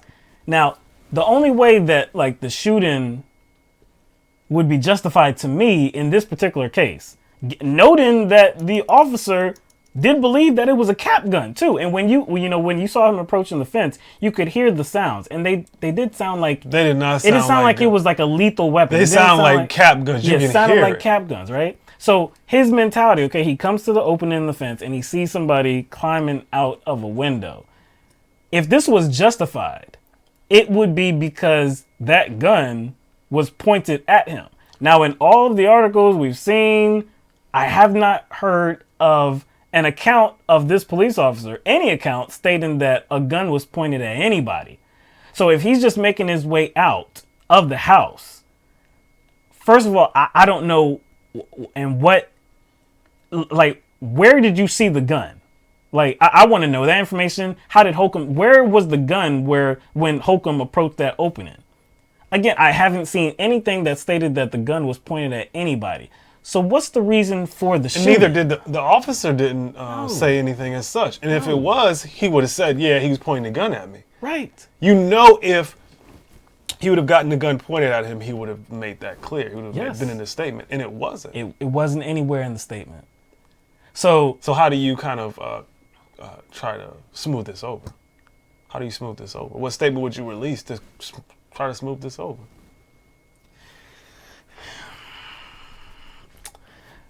He feared for his life. I didn't see that coming. I did not see that coming. He feared for his life.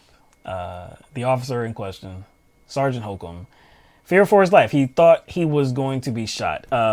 This was last month in April, because again, this event happened in March, and in April it was Oklahoma County District Attorney David Prater that determined no charges were going to be filed against this officer, against Sergeant Holcomb.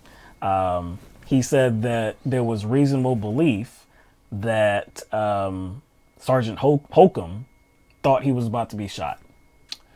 That doesn't make any sense, considering we have the audio, which clearly has him saying that it sounds like a cap gun. It sounds like a BB gun. Sounds like a cap so gun. Yeah. How can he have a reasonable belief that he was in danger if he himself said it was a cap gun? Because and he didn't see the gun pointed at him. And he didn't see the gun pointed at him. I can understand if he wasn't willing to take that chance if the gun was pointed at him. But again, his mindset actually, like whether somebody fears for their life is based on their mindset, according to what they think they're getting into, right? Mm-hmm. That makes sense. So, like, his mindset, again, which is, to me, illustrated by his own words, says to me he thought he was going into a situation where there was cap guns. Mm-hmm. So it doesn't make any sense that he feared for his life, because that's based on his own words. He didn't. He knew what he was getting into from the jump, or what was most likely the case.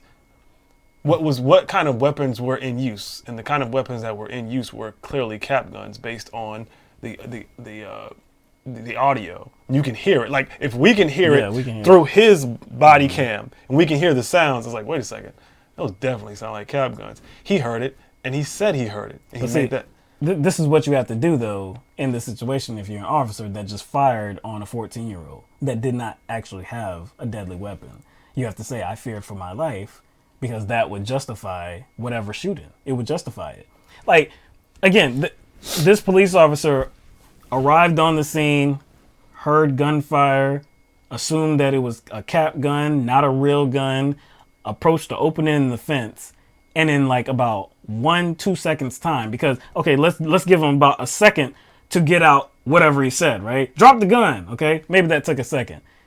And then he fired about 0.6 seconds later, after the end of his statement, about 0.6 seconds later. So if he thought that it was a cap gun arriving on the scene, you're telling me in that little bit amount of time, That changed. he was able to determine that it was not a cap gun and it was actually a real gun, not being pointed at you or anybody else. It was a situation where you had to shoot this guy that was climbing out of a house. Luckily, this teenager was not killed, man. I mean, luckily he was not killed. It's So if he wasn't charged, I'm wondering if the young man's family was able to sue the city. well, it seems like they're planning on it. So they do have an attorney. His name is Dan Smolin. And he did say that he plans to file a civil rights claim against the Oklahoma City Police Department. Yeah, because it doesn't make sense. I think it's hard to establish sometimes whether an officer feared for their life. Yeah. Sometimes it's hard to kind of parcel that out. Sometimes it is. Sometimes it is. Yeah. But in this case, we have a cop admitting. We have a cop admitting. Yep. On tape. That, it's a cap gun. Yeah. So we can determine his mindset based on his own statement. So him saying he is in fear for his life is contradictory to his own statements that he made before he became engaged. Now that perception could have changed though. Now I can like reasonably state that, look, going into a situation, hearing the whatever the gunfire sounded like, going into it like I don't think that this is really actual gunfire. Right? Now, that perception could have reasonably changed, but it would because of what you saw on the scene. You would have to make a determination. I think what we're saying is that given the amount of time before the shooting actually occurred, there was no way he was able to make that determination.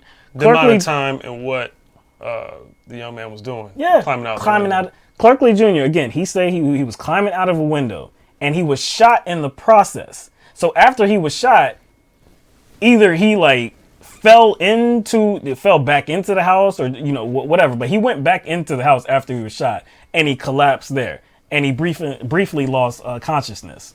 After that, the police, there were multiple police officers there, and they got him. They pulled him out of a window, or actually no, they pulled him through the house that was full of broken glass. They were pulling him by his I believe his hoodie and just pulling him out, and they pulled him out onto the grass outside.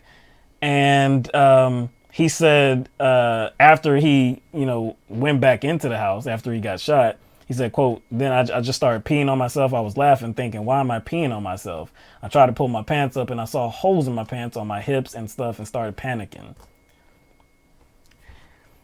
Look, it's not the best idea for kids to be playing around in abandoned homes, unfinished homes. It's not the best idea. It wasn't a good idea when I was doing it. It wasn't a good idea when you was doing it. But this is what kids do, okay? It's like it's like its own playground. Now, there could be it could be unsafe. It could be very dangerous inside these things because, like I said, they're unfinished homes, abandoned. There was broken glass in there. Glass. Sometimes you don't want to be in there. You wouldn't want your child to be playing in there.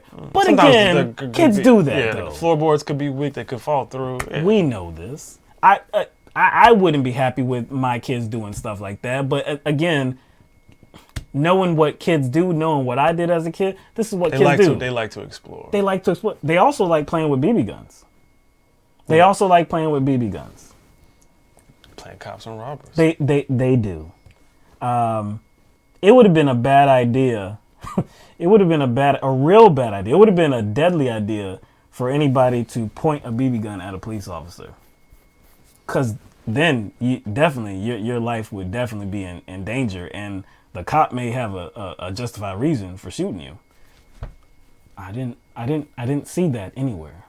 I saw an account of a 14-year-old child that was climbing out of a window and did not have a chance to follow directions and was shot. And the DA in this case says that the officer reasonably believed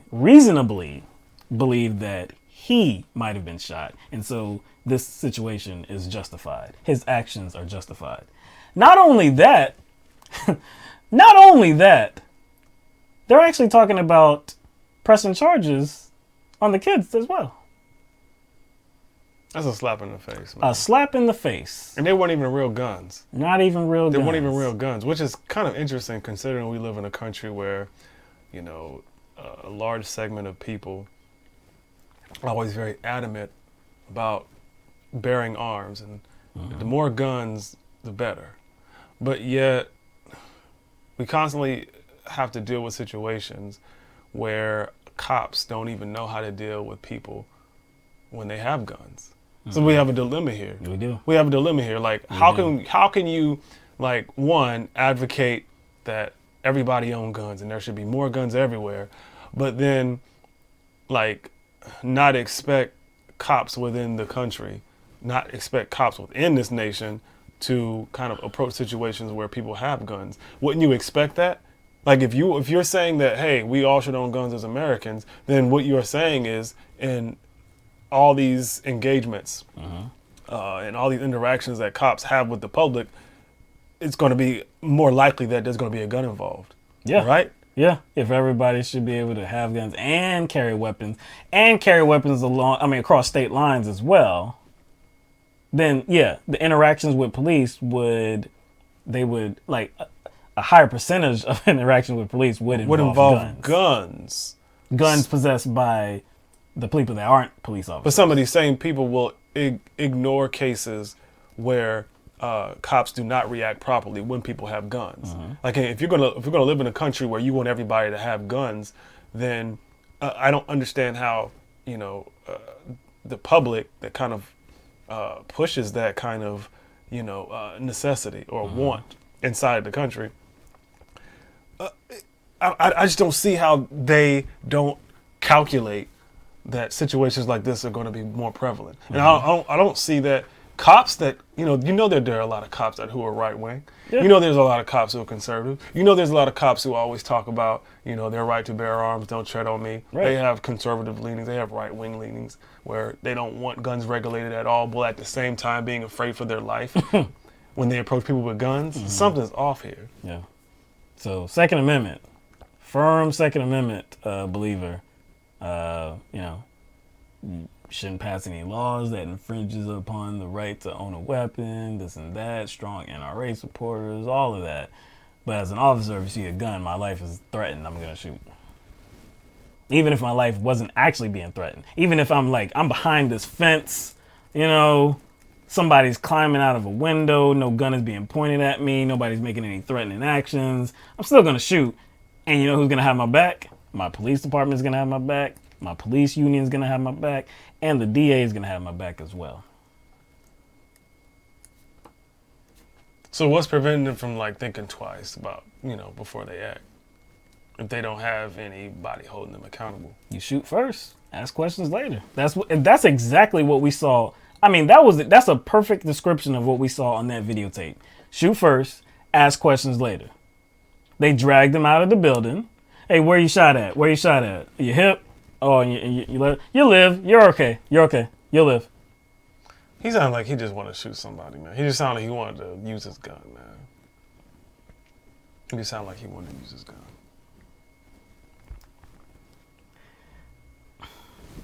The most troubling part about this is that, he's not going to be held accountable. It's one thing that you can't control. I mean, you could put some measures in place, no doubt. I mean, there could be a better screening process for these officers. There could be a better training process. You could do a lot of things, like, you know, to lay the foundation so where like these situations don't keep happening. But in some situations, I mean, like, it's going to happen at some point because not all people are alike. Not all officers are going to be alike. Some are going to make horrible decisions. But when those horrible decisions happen, we need to have a system to hold them accountable. That's the most troubling aspect of this. If he was held accountable, we might not even be doing this story. We wouldn't be doing the story the same way. We'd be like, he's being held accountable. The kid did not die. Oh, great news. And he's being held accountable. Great news.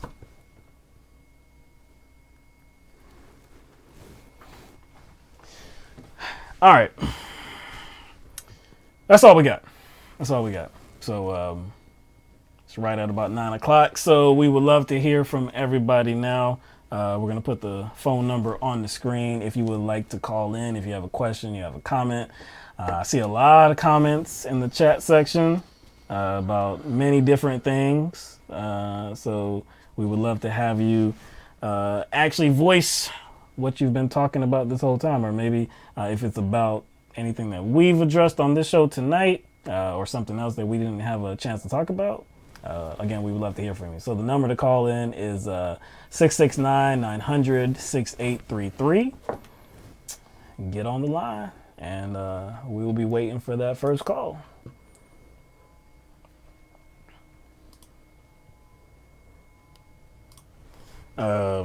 One thing that we didn't really get into tonight, not much, but you kind of I did kind of, it. kind of invoked it one time in relation to maybe talk about William Barr, maybe. Right. Well, no, it was about North Korea actually. North Korea, because Trump has had his mind on other things. Oh yeah, that's when I did it. I can't remember. So, President Trump's son, Donald Jr., he has been subpoenaed by the Senate Intelligence Committee. That's interesting. It's interesting that you say that. I thought, why would he be subpoenaed by the Senate Intelligence Committee? Oh snap! What the heck? There we go. Why would he be subpoenaed? Does he know something? Well, this is about. So I guess they want to talk to him about. They think he lied. They think he lied about something because he testified before about setting up some meetings. Well, I think it was setting up the was it the hotel or the business in Russia? That I think that was about that. Yeah. So apparently they think he lied and they want to re-question him or something. Yeah. But there's a lot of different. Maybe there's a few different meetings they want to re-question him about. But yeah, they've subpoenaed him. I just think that's pretty interesting. It is interesting. I think it's interesting because people aren't talking about that investigation again. There was another investigation that was going on alongside the Mueller investigation, kind of complemented the Mueller investigation that the Senate Intelligence Committee was doing. Now, that investigation surrounded more like counterintelligence issues. But nobody seemed to pay attention to that investigation. Everybody was kind of focused on the Mueller investigation and talking about how it was a waste of time and it's a waste of money. But they didn't say that about the Senate intelligence investigation. Which is led by... Bill Burr? Richard Burr, sorry. Richard Burr. He's the chairman, right? Republican from North Carolina. Yes. He's leading that investigation. And it's still going on. But nobody said the same thing about that investigation. That it was a waste of money. It's a hoax. It's a waste of money, and it needs to be over, and all this other stuff. I'm like, well, it's still going on. They have like a whole floor in some building in Washington D.C. where this investigation is taking place. So I don't know. We'll see. I don't know if I trust it or not because Richard Burr was noted in the Mueller report. Yeah, he's in the Mueller report, and he was noted to have been leaking information to Trump. So I don't know if I trust this. I don't know whether this is them trying to use Trump Jr., Don Jr. as a sacrifice, or whether they're trying to use Don Jr. as some sort of buffer to maybe that comes before some of the grand jury information that is going to undoubtedly be released. So I don't know, maybe they're trying to get ahead of it by using Don Jr. I don't know which side it is, since Richard Burr has information about a counterintelligence information that we don't. Maybe he figured some stuff out, and he flipped. But I don't know. I just don't know. He was a part of the Trump campaign, so I don't know. All right, so let's get to the first caller. It's coming from the 443. You are on the air live with LTMB. What's going on, fellas? It's Court. How y'all doing? The infamous. Yo, man. What's going on, Court? Been a long time. Same old. How y'all been? Been okay. Had a lot of things going on. Yeah, man. I was sick for a couple of days. Yeah, man. we took a unintended break for about 2 weeks. 2 week hiatus, man. Yeah. Real life. Yeah, I seen you guys were off for a while, and then I caught back up with you last Tuesday or last Thursday. Right. Yeah, had some. Yeah, go ahead. So what do y'all think about the House Intelligence Committee hearing and William Barr and his testimony, and then his snubbing of the it was the Senate Intelligence Committee, or was it the House? I can't remember. It was the Senate. It was the Senate. It was the Senate and his snubbing of the House Intelligence Committee. Committee. Man, this is a scene, man. This is an interesting time. We talked about it earlier on the show. It looks like Attorney General Barr is not really acting in his capacity as an Attorney General. He's acting as like Trump's lawyer, Trump's fixer. It looks like he's maybe taking the place of Michael Cohen now. It just doesn't seem like he's, the top cop for the people of this nation. It looks like he is trying to protect President Trump. And I'm not surprised because he wrote a 19-page letter. Yeah. Months before Trump put him in his position. He wrote like a 19-page letter. He wrote a 19-page letter talking about how the Mueller investigation was a sham. He didn't think it should be going on. He didn't think Trump did anything.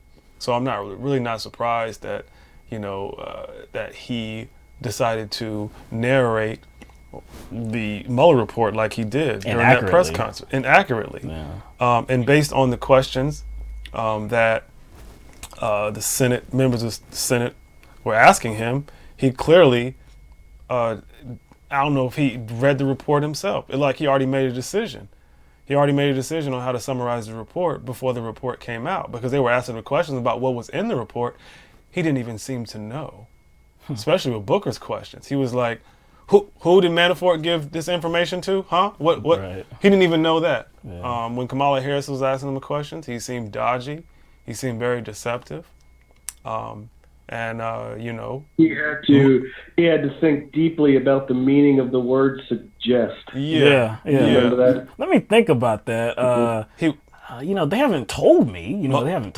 But Mueller made it clear that he was, a little disappointed with the way Barr misrepresented the report, and if you read the report yourself, you can see that for yourself, because he was making statements that were contradictory to what exactly was in the report. That's why Mueller decided to write him that letter, and he's mad that Mueller wrote him a letter because you can't manipulate the contents of a letter. He did call him on the phone, but you can manipulate conversations, or you can manipulate the contents of a conversation to the public when nobody else has heard them, but you cannot manipulate the contents of an official letter.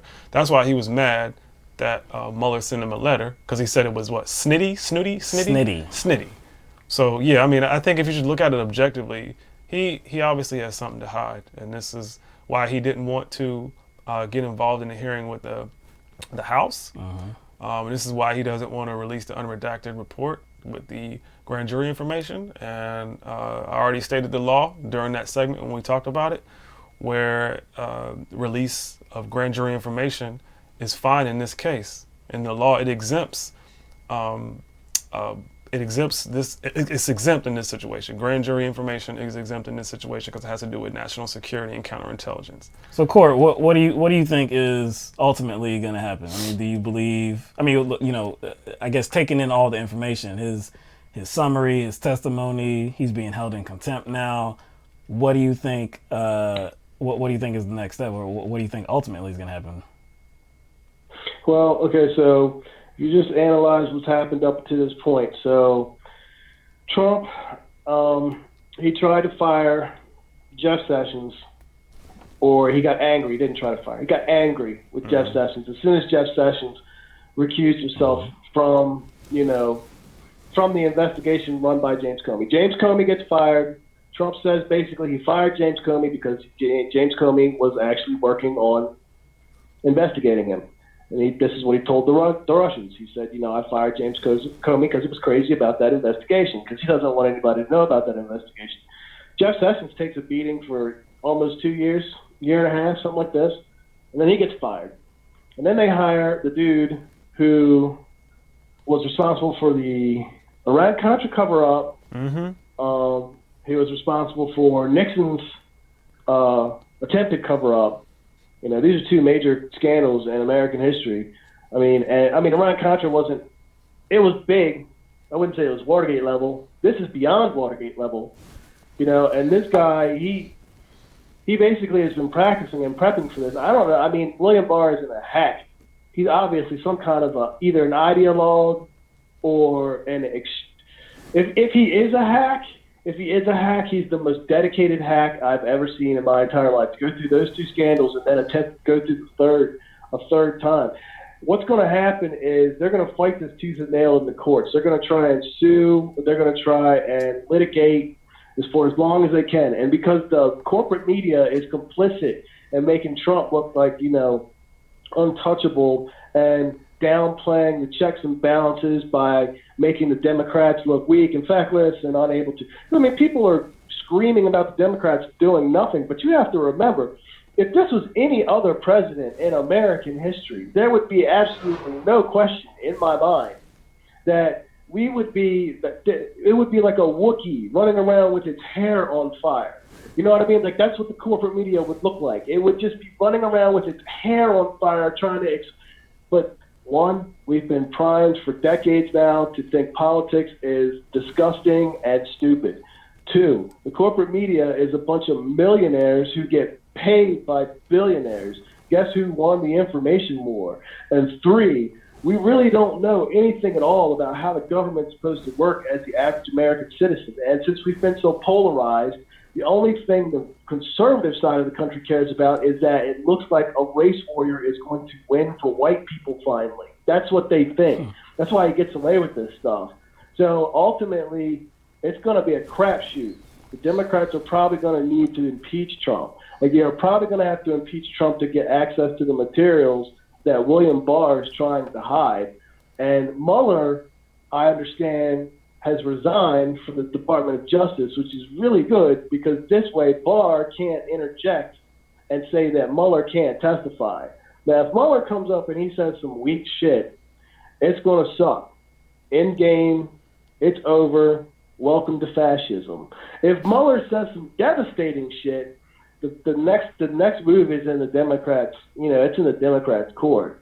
If they proceed with impeachment hearings, right? They could be it's going to be unpopular with the conservative side of the country. I don't care if Mueller gets up on the stand and says, look, everything in Steele dossier is 110% correct, and I have it on good authority that Trump is actually taking money directly from the KGB, and he's using it, to get himself out of his billions of dollars in debt.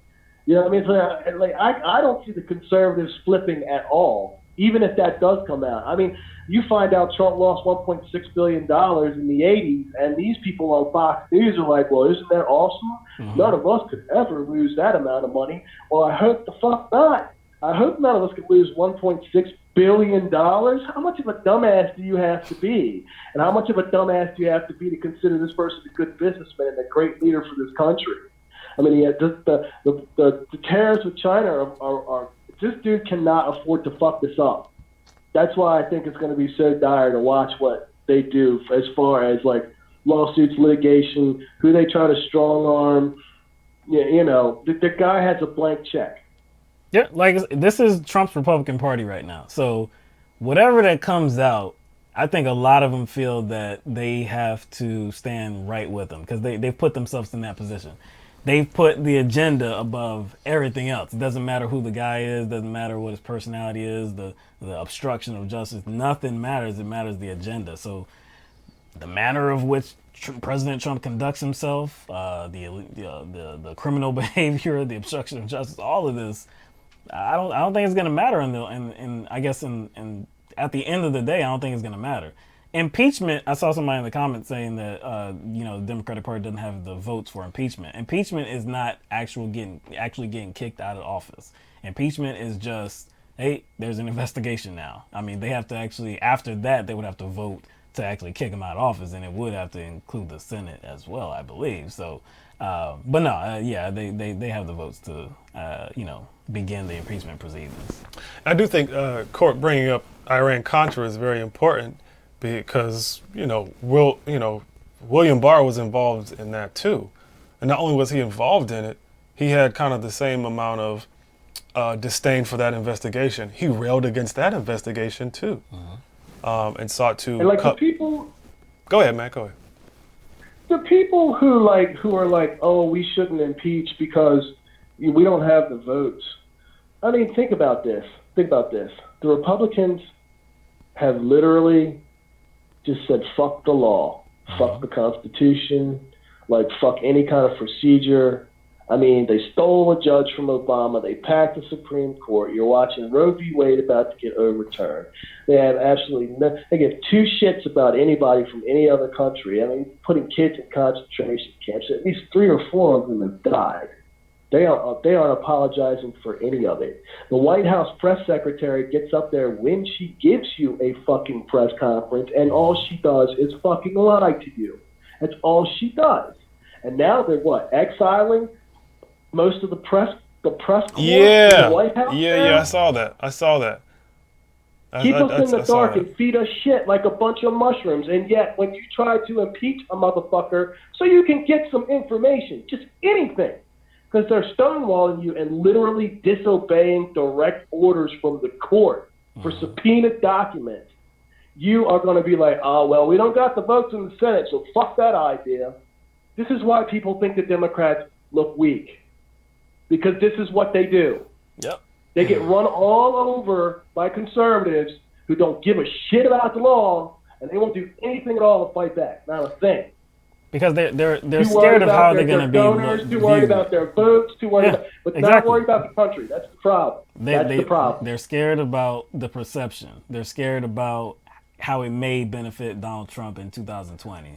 And they understand that people are mainly prisoners of the moment. Prisoner of the moment, and they really are not aware of what law says. Yeah. Like you brought up Barr being in contempt of court. I read the law out. He is in contempt. Yeah. And I read the law out pertaining to the release of grand jury information. And he lied. Yeah. But he knows it's permissible. And so he knows that people don't understand that that's the law. And he also complained about the House hiring lawyers or counsel, bringing on counsel when they were to question him. He was like, aren't there lawyers? Aren't there lawyers in the House, the House Judiciary Committee? Aren't there lawyers? Why do they have to hire counsel? See, William Barr knows that they can because of Iran-Contra, because the Senate hired Arthur Lyman and the House hired John Niels as chief counsels to the special Iran committees during that investigation. And at that time, the Attorney General, Edwin Neese, faced direct questions from that council and not from members of the House, along with cabinet secretaries and senior administration officials of that administration. They were all questioned. So Barr tries to make it out to be like, this is unprecedented. You can't hire counsel to ask questions. Why don't they ask me the questions? When he was actually a part of a situation, Iran-Contra, where they brought counsel in, both the Senate and the House, to ask questions to Attorney General. But again, people don't know that. That's why this is more about just protecting your team.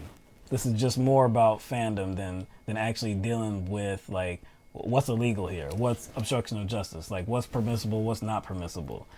And the Democratic Party, they're scared. They're scared of that fandom. They're scared that it's gonna they're gonna be penalized for that in 2020. As relates to the House races, possibly the Senate races, and the presidency as well. So it does look like they have no backbone. Nancy Pelosi looks like she has no backbone whatsoever. The people that are actually standing up and saying that, no, there's more than enough here to actually begin these impeachment proceedings Those are the ones that are looking like they're actually trying to do the right thing. And again, impeachment does not mean he's immediately thrown out of office. It's an investigation, and I think it's warranted. So a lot of people believe that too. A lot of Republicans believe that. A lot of former prosecutors, a lot of former federal prosecutors, hundreds of them believe that is the case as well. And if he was not in office, he would have already been brought up on charges. So yeah, he'd have been indicted. Exactly. He'd have been indicted. I mean, you had Benghazi, which was basically this bullshit 2-year-long investigation, which brought up nothing. Yes. Even the people who were going after Clinton were like, well, we really can't pin nothing on him. This guy, I mean, just in the unredacted report alone is enough dirt to warrant, any other, like I said, any other president of the United States would have been indicted. Or impeached, not indicted. Would have been impeached. Definitely impeached. You know what I mean? Would have been impeached. There's no doubt in my mind. You got 140 contacts with the Russian government in your campaign, and all you can come out and talk about no collusion, which isn't even a fucking legal term. And this is where I blame the media. You know what I mean? Because the media just sit there and they pump that bullshit into your head. There's no collusion. There's no collusion. The average American is stupid. They just don't understand that that's not a legal term. It's not a crime or anything, but obstruction of justice is. And you can see that shit all through the report. Right. All through the report. But it's okay, though, because I guess it's Trump, and he's like the great white hope. And if he, destroys the entire country, I guess it's cool, because we own the libs. Right. We owned the libs. Team Trump, man. Like I said, that's all it amounts to. It's Team Trump, man. Court, man. It's great hearing from you. Court? Good to hear from you guys, too. All right, man. We hope you call in soon. I know, man. You always bring that fire, bro. Well, thanks for giving me an interesting conversation. Some things to think about, fellas. Y'all have a good night. All right, you too, man. Peace. All right, so we're going to go to 360 area code. You are on live. I am unmuted. Oh, my goodness. Can I speak? Am I free to speak? How y'all doing? Is this V? I know. It is V, boo. How you doing? What's going on, V? Good to hear from you. It's good to hear from you. Is the family doing all right? How come you guys were gone for a while? Yeah, man. It was mostly me. I got into a car accident in North Carolina, and oh, shoot, Lord, child. It was just a whole lot. It wasn't my fault, but it was a whole Everybody mess. Okay? Yeah, mostly no serious injuries, but yeah, it was a very trying situation. I'm so sorry, boo. Yeah. That sucks. Y'all take good care of yourselves. Don't be shucking and jiving if you gotta do PTs and shit like that. You get it done, right? Because that shit creeps up on you later on, and then you be looking like me, all gimpy and shit. It's a drag. You don't want to do that. Anyway, baby. Well, here's another day with no surprises, huh? One of these days, I really want to be pleasantly surprised about something. I don't know what. It don't look like it's going to come any day soon. But I've been busy doing all this Democratic Club stuff. I'm going to tell you something. People locally are way more righteous than the national Democrats.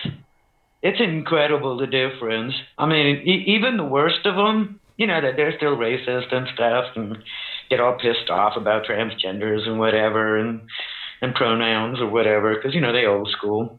But even them, you tell them, you get down to the nitty gritty about, what we need for people to survive and live right. 99% of them agree with us. It's just a whole bunch of bunk with this media. If you just look at television, you swear you're the Lone Ranger, honey. That's it, or Tana.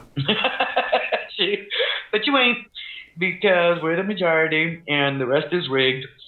And that's why, I was getting so mad when y'all were talking about how bankrupt, Trumpy was back in the day. And probably still to this day. And I just sit here and go, well, honey, what you expect? This is the way they write the laws. They pay the politicians to take dictation, and they write the laws. And if you're rich, Amazon, it's not just laundering money. You remember Amazon went over a decade without a single penny in profit. Not a penny.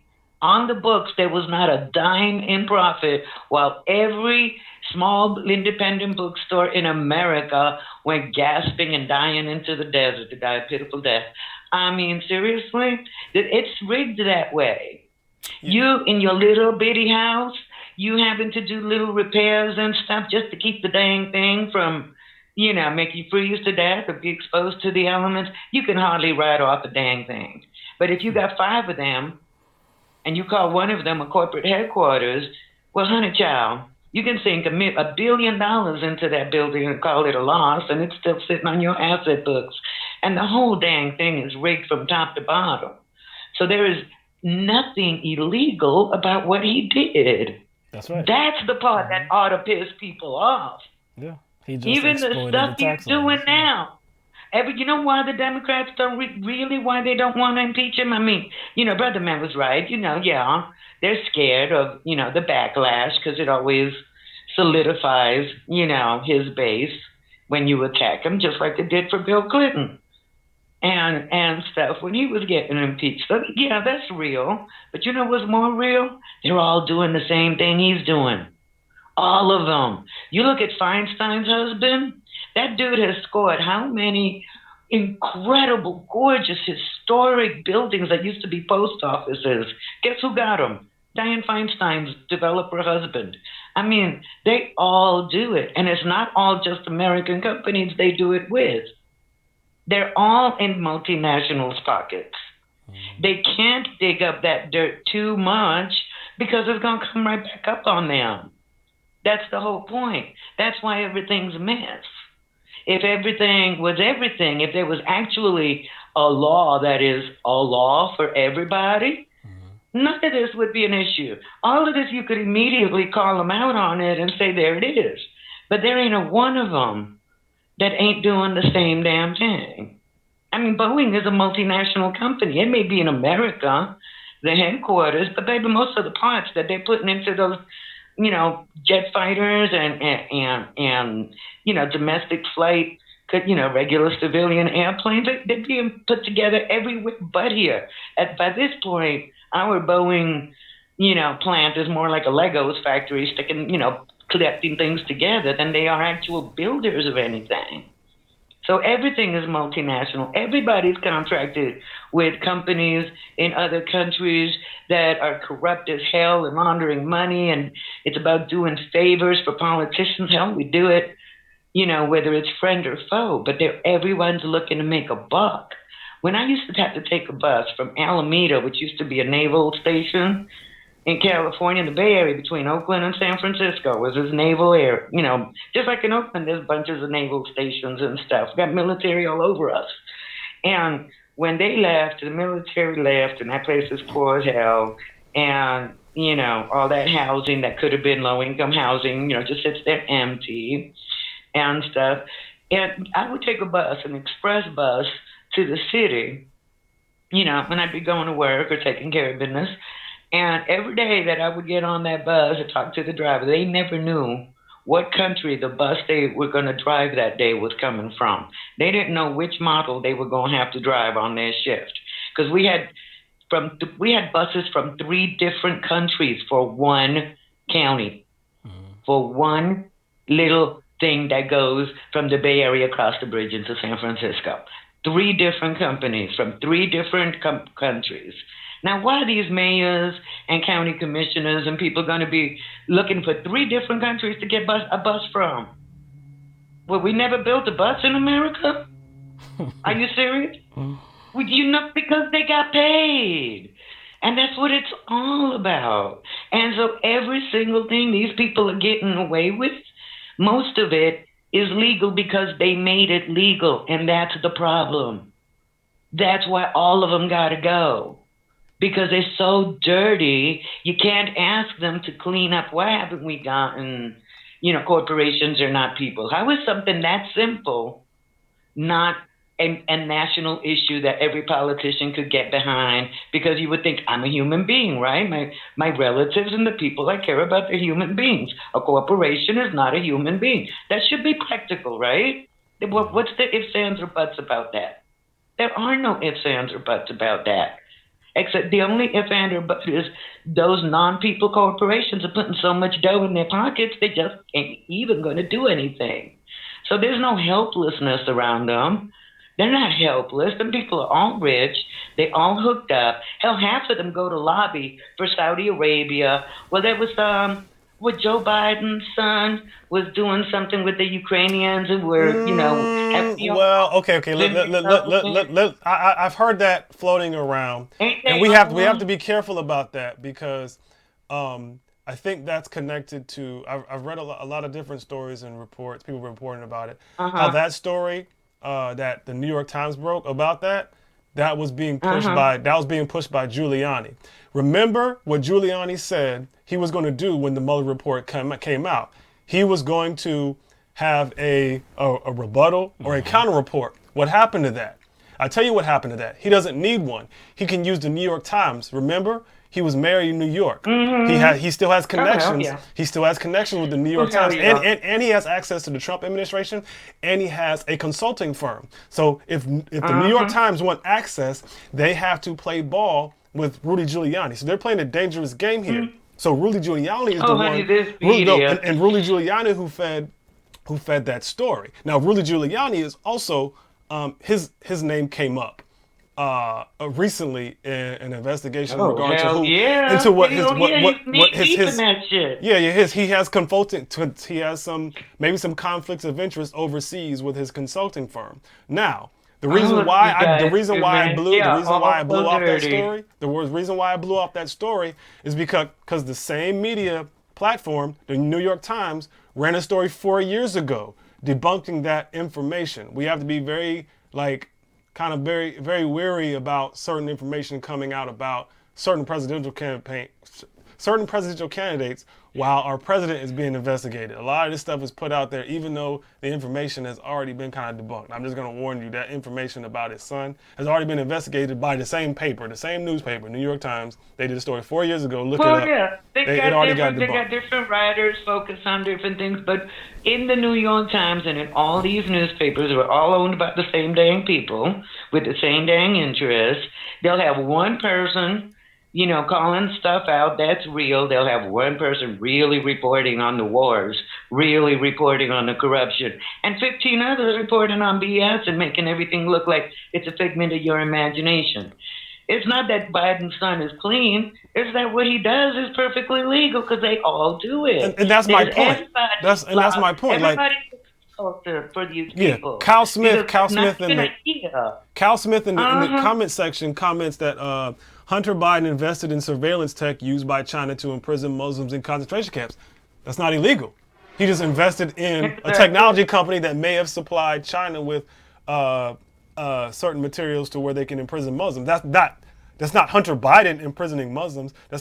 He just invested in a company. That's perfectly legal. So they still have invest in them. They lobby it may for be them. grimy. It may be grimy. I don't agree with it, but it's not illegal. That's the point I was trying to make. That's why this story's been debunked, none of it is illegal. But that's what I'm saying. Even when they go through years and years, what president have we actually thrown in prison for their corruption? Not a single one. How many senators? How many House people? How many governors? How many mayors? Come on, boo. You know as well as I do, they don't do time. They don't, and most of the time, the loopholes that they find, they wrote. They don't find those loopholes. They write those loopholes. So nothing they're doing is illegal by the laws they wrote. That's the point.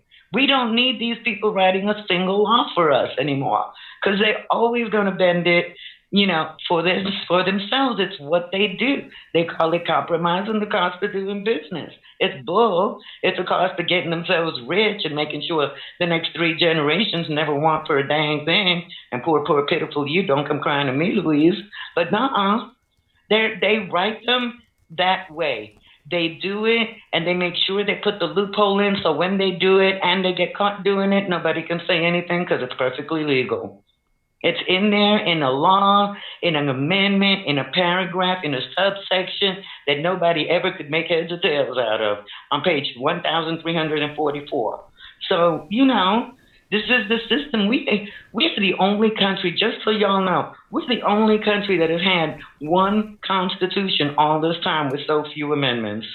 Almost every other democracy has rewritten their constitution, and we're still working on a slaveholder's written constitution as if it has any bearing on our reality. That's why and we just keep on dealing with the little bitty things and the stories they tell us to get angry about, and we keep on not realize we have to just clean up the whole thing. That's why I the don't whole darn thing. That's why I don't take people seriously when they talk about the Second Amendment. I got into a back and forth with somebody about the whole thing that's going down in LA with the dude who was stockpiling all those weapons. He could have been a collector, but they had over 1,000 weapons. Now I understand that a lot of that was a photo op because I saw some boxes. So they took had them all laid out. They had them all laid out. So I understand it was a photo op, but you had all these people coming out and talking about, Second Amendment, Second Amendment, Second Amendment. I was like, I'm not even going to allow. I just don't even. I like getting into conversations like that for the reason you brought up, because I was like, well, what was the intent of the Second Amendment in the first place? Stop bringing up the Second Amendment. And I'm like. And I said, if you want to say that it was for a well-regulated militia, or people interpret that as a functioning or a militia on the ready. To kill black and brown people. Yeah, That's what the hell it was. Even if people interpret, well-regulated to mean on the ready or functioning, which a lot of people have interpreted, I'm like, well, okay, who's going to determine whether it's on the ready and functioning? And nobody ever has the answer. So I can just get together with a bunch of guys and we all have guns, and now we're a militia, and now it's cool. But back then, it wasn't the same as far as having the United States having a standing army. It was not the same. We have a much different society in we were a 2019 colony than we had in the 1700s. With their own imperial dreams. We always hear that the Constitution should be a living, breathing document. There's no reason for us to keep referring to it. And like you said, with as few amendments as we have, there should be multiple updates and multiple changes to that document. It's no reason. Like you said, the people that wrote it were slaveholders, right? Plenty of countries do. Why do we have the age limits on how old you have to be in office? But there's just all kinds of stuff in there. And it was already a mess from the Declaration of Independence because it was written by slaveholders and property holders who didn't want anybody else to ever have a right to have a say in what was going to go on in the government. So, they rewrite the entire Constitution. That is not a radical idea when your Constitution is over a century old. Ours is 200 years old, and we act like, oh my God, we can't possibly change it. We already can see everything that was in there that was supposed to be checks and balances is not working. We do not have printing presses anymore. We have ether. Come on. The thing needs and we just keep being dragged from one thing to another to be outraged about. Righteously so, because it is all disgusting as hell, and it's all screwing everybody except the top dogs. But Lord have mercy, when you're gonna get to the point where you just look at your root cellar and go, all of this stuff is rotten, burn it and build a new root cellar. Otherwise, you're gonna have some all through your house. Usually I say it would take a cataclysmic event for things to change. But with the Constitution, whoever's left, man, it depends on who's left. Because there's that segment of people that'll be like, they'll always hold that up no matter what. So they wouldn't really want to change anything. They'll just build something new with the same thing in place. I know, they would. It's just real crazy. Sometimes, I love my post-apocalyptic novels and sci-fi and fantasy and stuff, because some people get it right. Very, very few. So when you say something cataclysmic, when Will says something cataclysmic, I can think of a certain cataclysmic event that might bring about this. What's that cataclysmic event, Will? What is it? What do you think it was? A sudden influx of zombies. The zombie apocalypse narrative returns. I'm telling you, that's why I love that stuff. To me, all that stuff is about what would you do after? How are you going to rebuild? Are you going to do the same thing all over again, or are you going to do something different?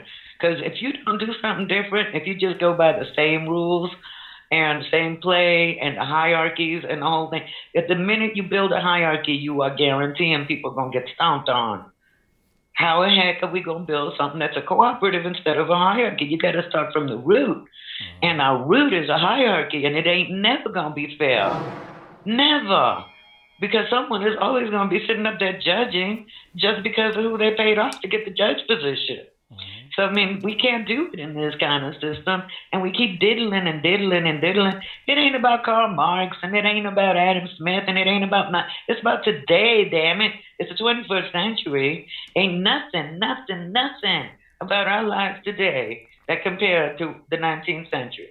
So why in goodness name do we think that we should abide by the same kind of rules and laws and structures?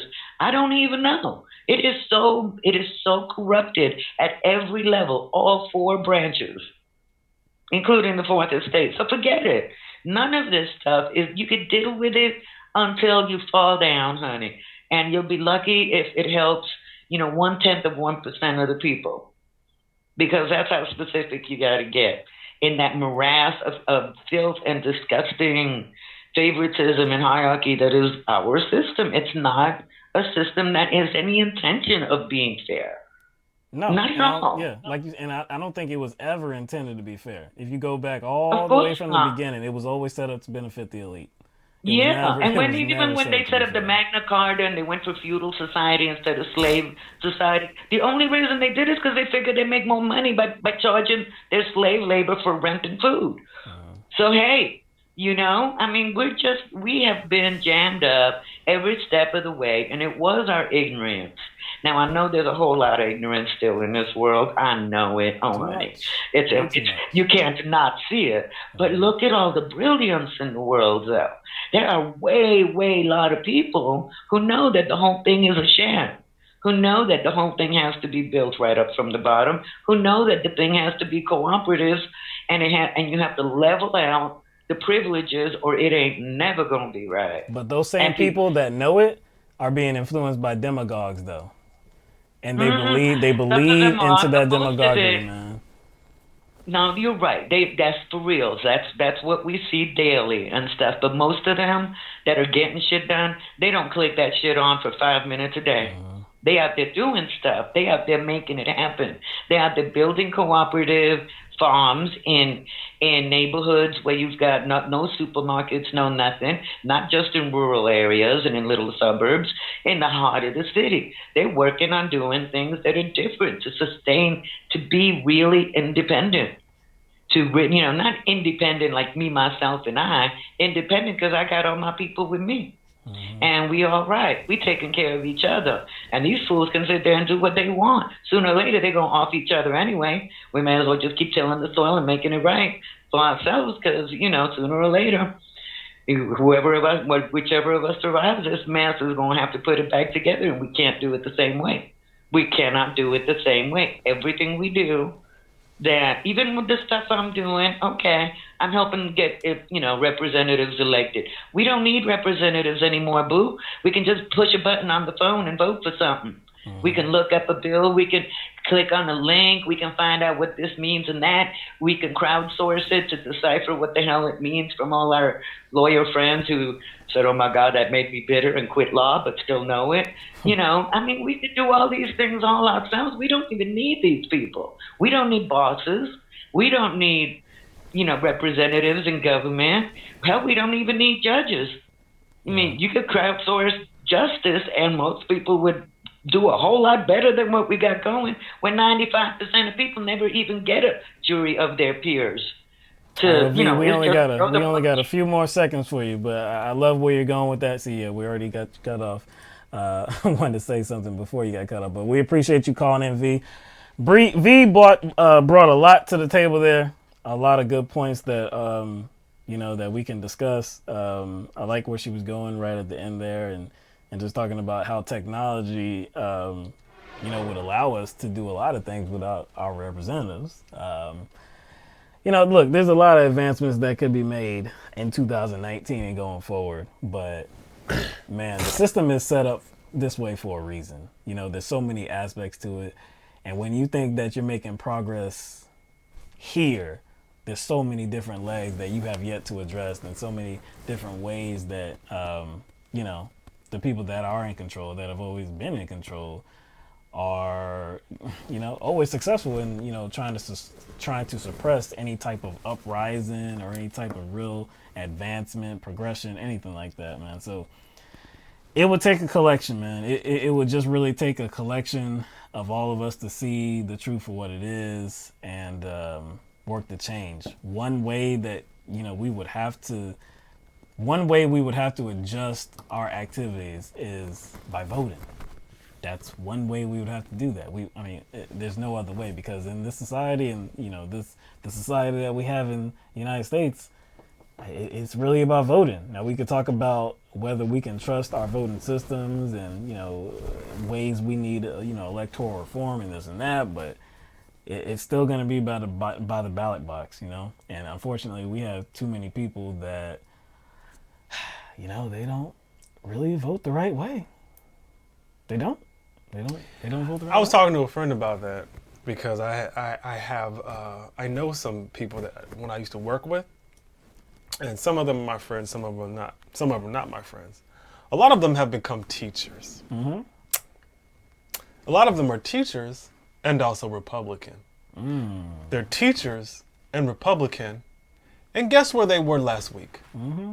Guess where they were? Was that Wednesday? Yeah, it was Wednesday at that rally. Guess where they were? I was like, do they not understand the contradiction? We've seen that in other states too. I'm like, red for, what was it? Red for, was that, I don't know if that was, it was in Arizona, wasn't they? Red for AIDS. It was like their kind of their slogan, but they were wearing red shirts as well. It was like red for Ed. Yeah, it was red for Ed. I believe that was in Arizona. So I'm just like, this is a deep red state. Mm-hmm. You vote for these people. You vote for people. You vote these people in that don't give a damn about education. Yeah. And it affects you, and now you got to go to a rally. I'm like, do you not understand the contradiction? And I'm like, not on the local level, but the federal level, with looking at who is our Secretary of Education, Betsy DeVos, who is wanting to dismantle anything dealing with the Department of Education and make it harder on y'all.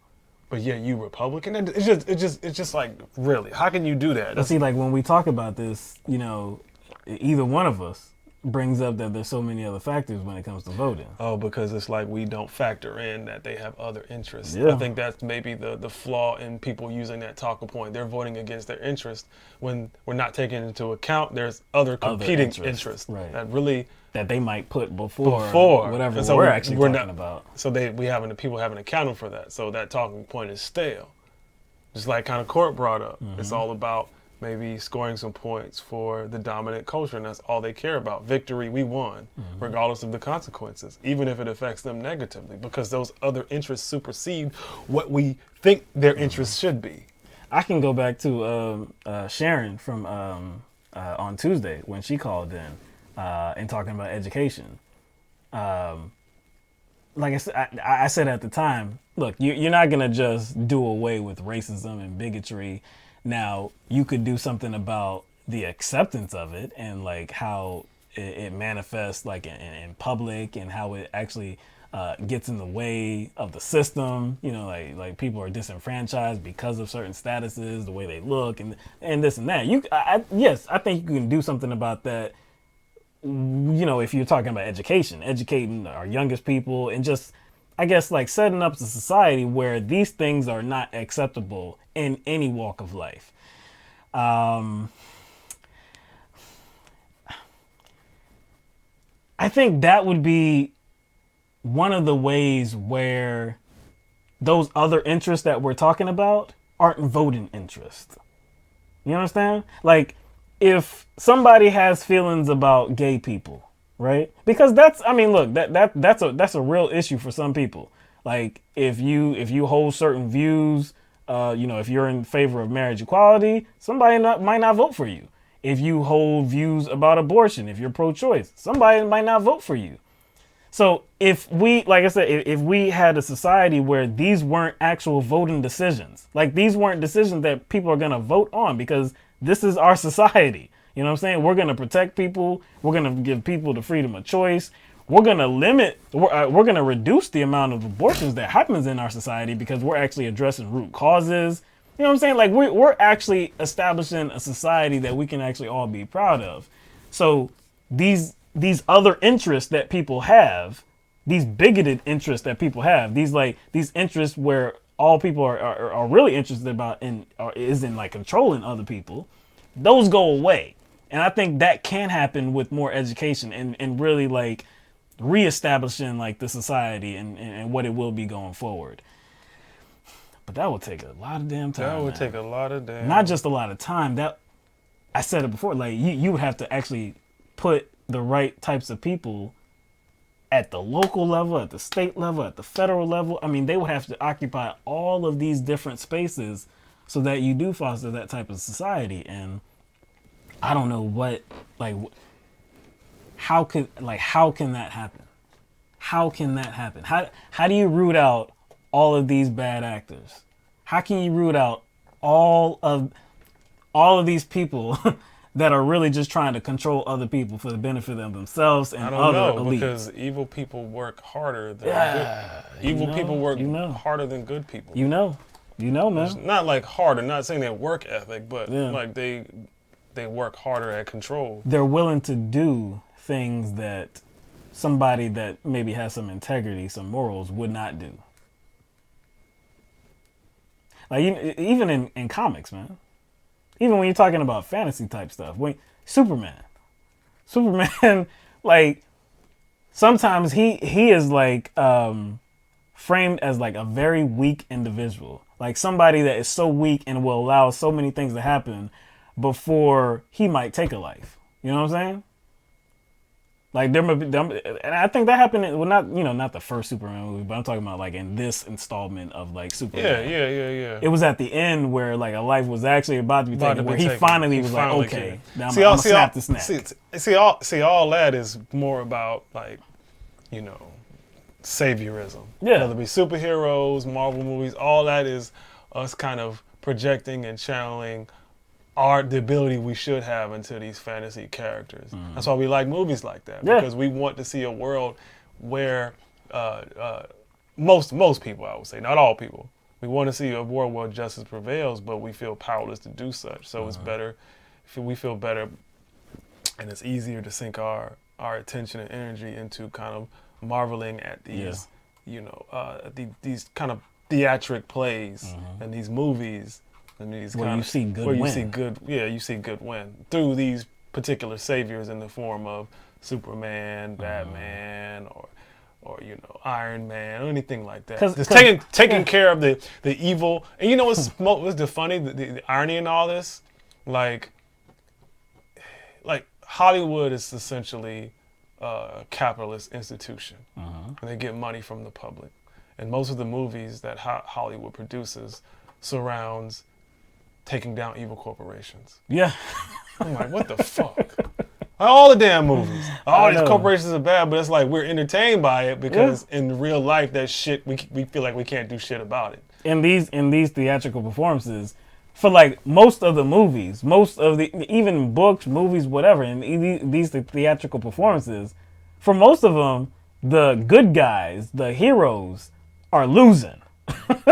And then at the end, they make some like triumphant return and like, the good wins, But for most of the time, they're getting their asses handed to them.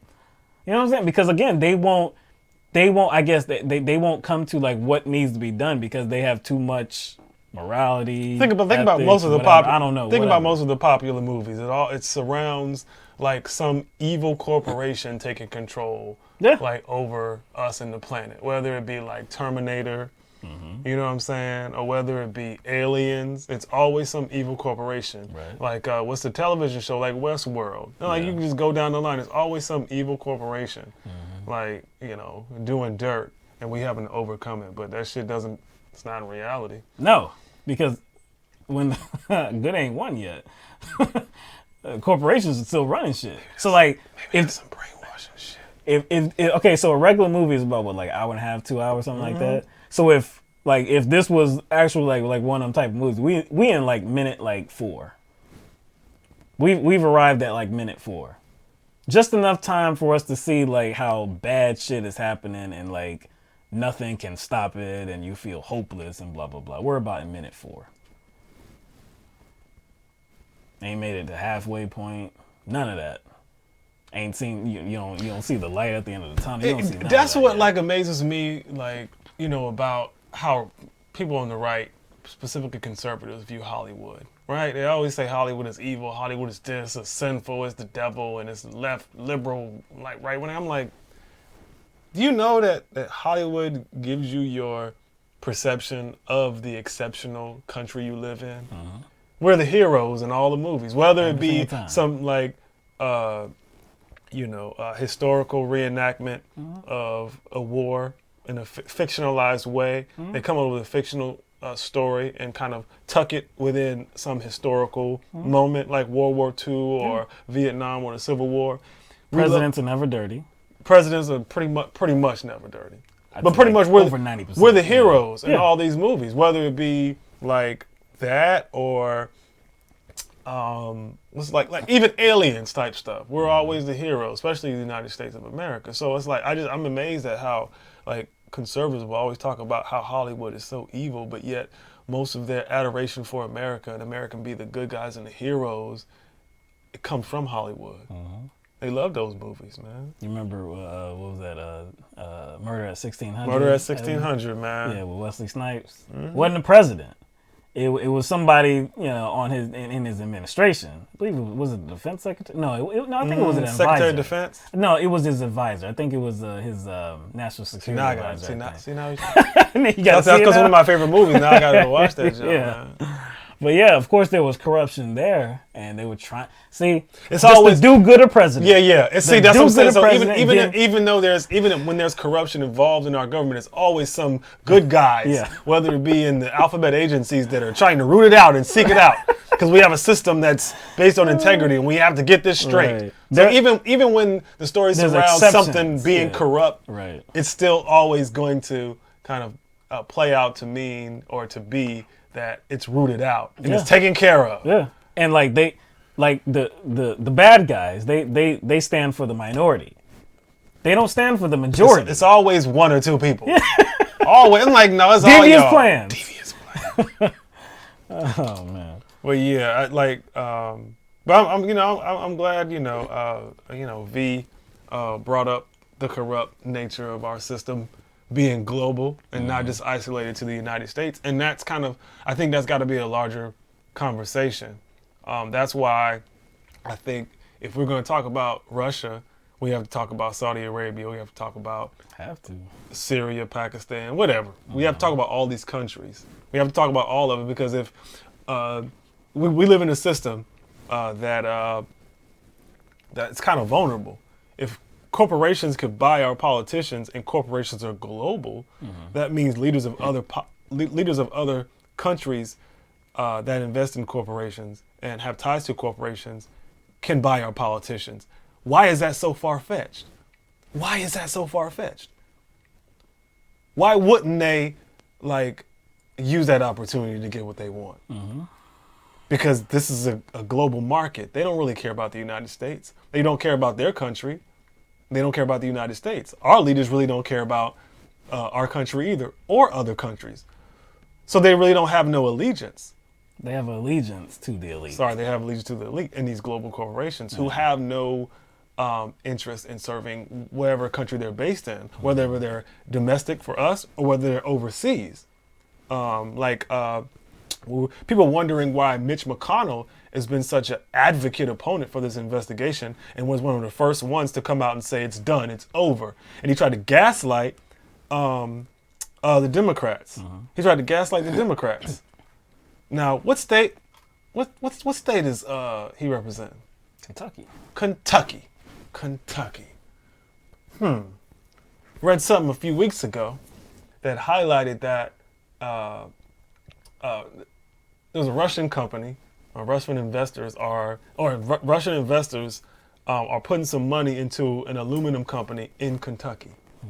That helps him out. That's just money in politics. It's not like Russia hysteria. No. It's just a Russian company who is kind of, poking us where our weakness is. If you can buy our politicians, anybody can buy our politician no matter what country they come from. I don't understand why that's such a controversial thing. In this case, it's Russia. Might be China tomorrow.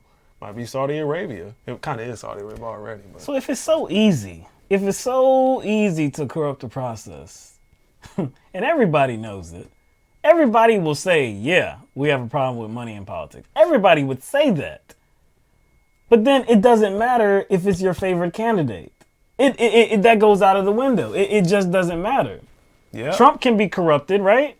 Yeah, it seems like it. Well, I mean, like, and let me not say he can be corrupted like he wasn't corrupt to begin with. Yeah, I believe he can be corrupted, and I believe he was corrupt coming in as well. He just more seasoned for it. Yeah. He's more seasoned for the corruption. And he had a hand in the process when he wasn't an elected official. He told you this. Like, he told you this. Yeah, I donated money to Republicans. I donated money to Democrats. Yeah. This is a guy that I get is what part I of the want. elite. Yeah, He said, he I gets get what what he I wants. want. Do you think he was not engaged in trying to, like, pull strings and set up situations that would be better for him and people just like him? Pulling strings all of his life. He's been pulling strings all of his life. I guess going back, because since we're talking about Trump, I think the second story we covered was his taxes, right? Mm-hmm.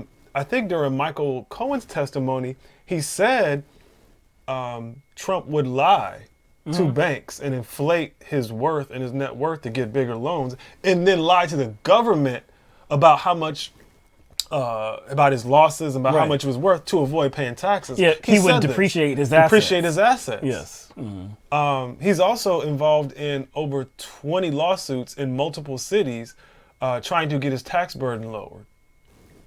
Like right now. And he's not the only person involved in real estate who does that, but he does it a lot.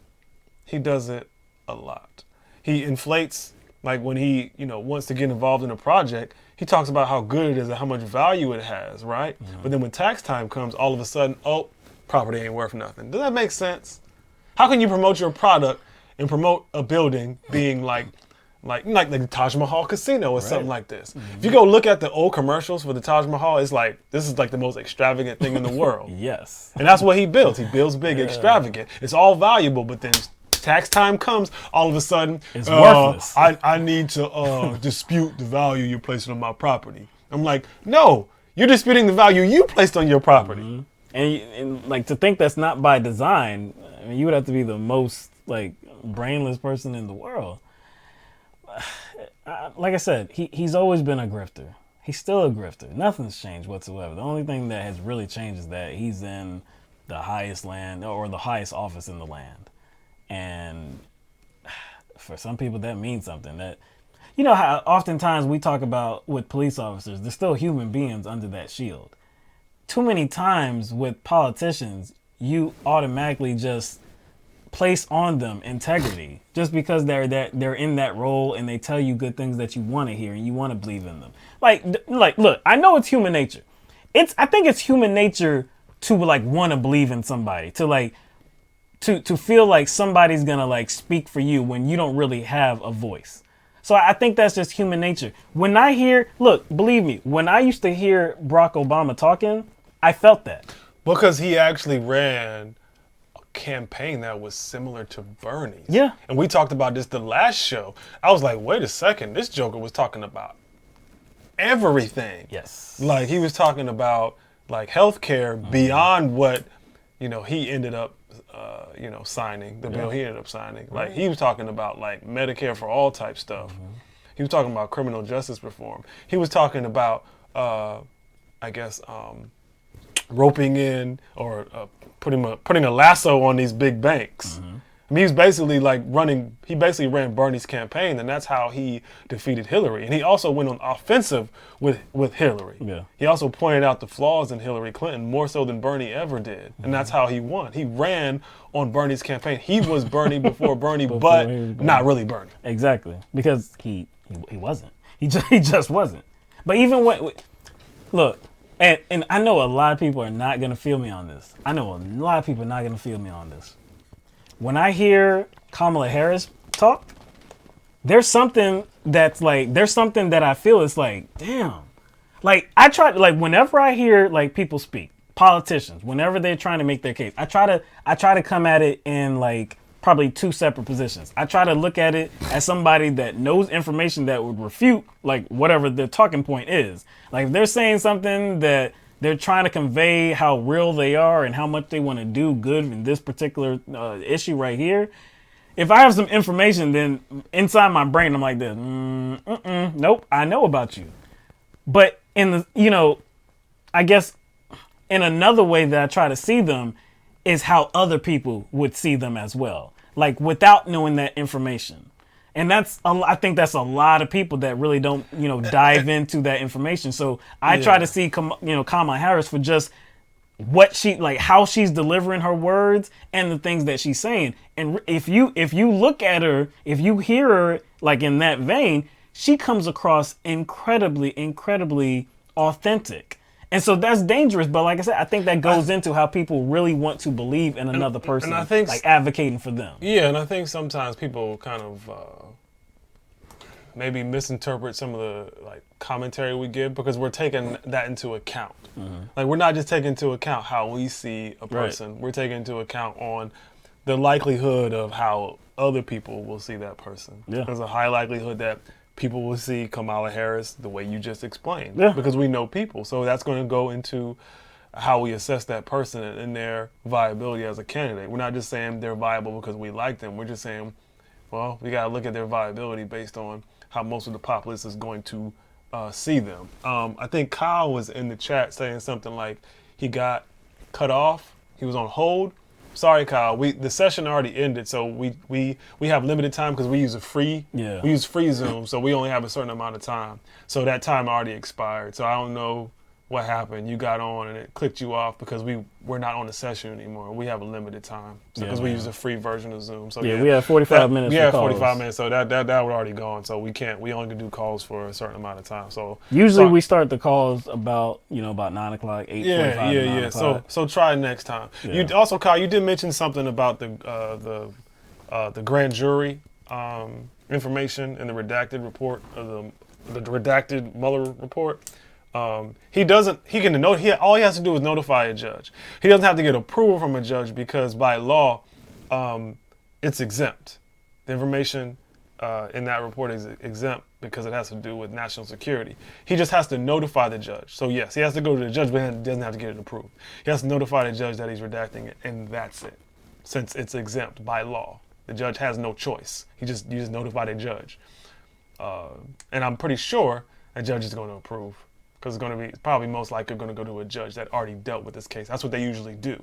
Usually the judges who deal with specific cases, they stick with that judge because the judge knows like the details and ins and outs with cases. They don't really randomize judges, especially dealing with a case like this. Dave said, "Dear God, Kamala, she's a disaster." But that's because you know information about her. It's not because, look, I said before, because she had the first CNN town hall, right? I believe she had the first one.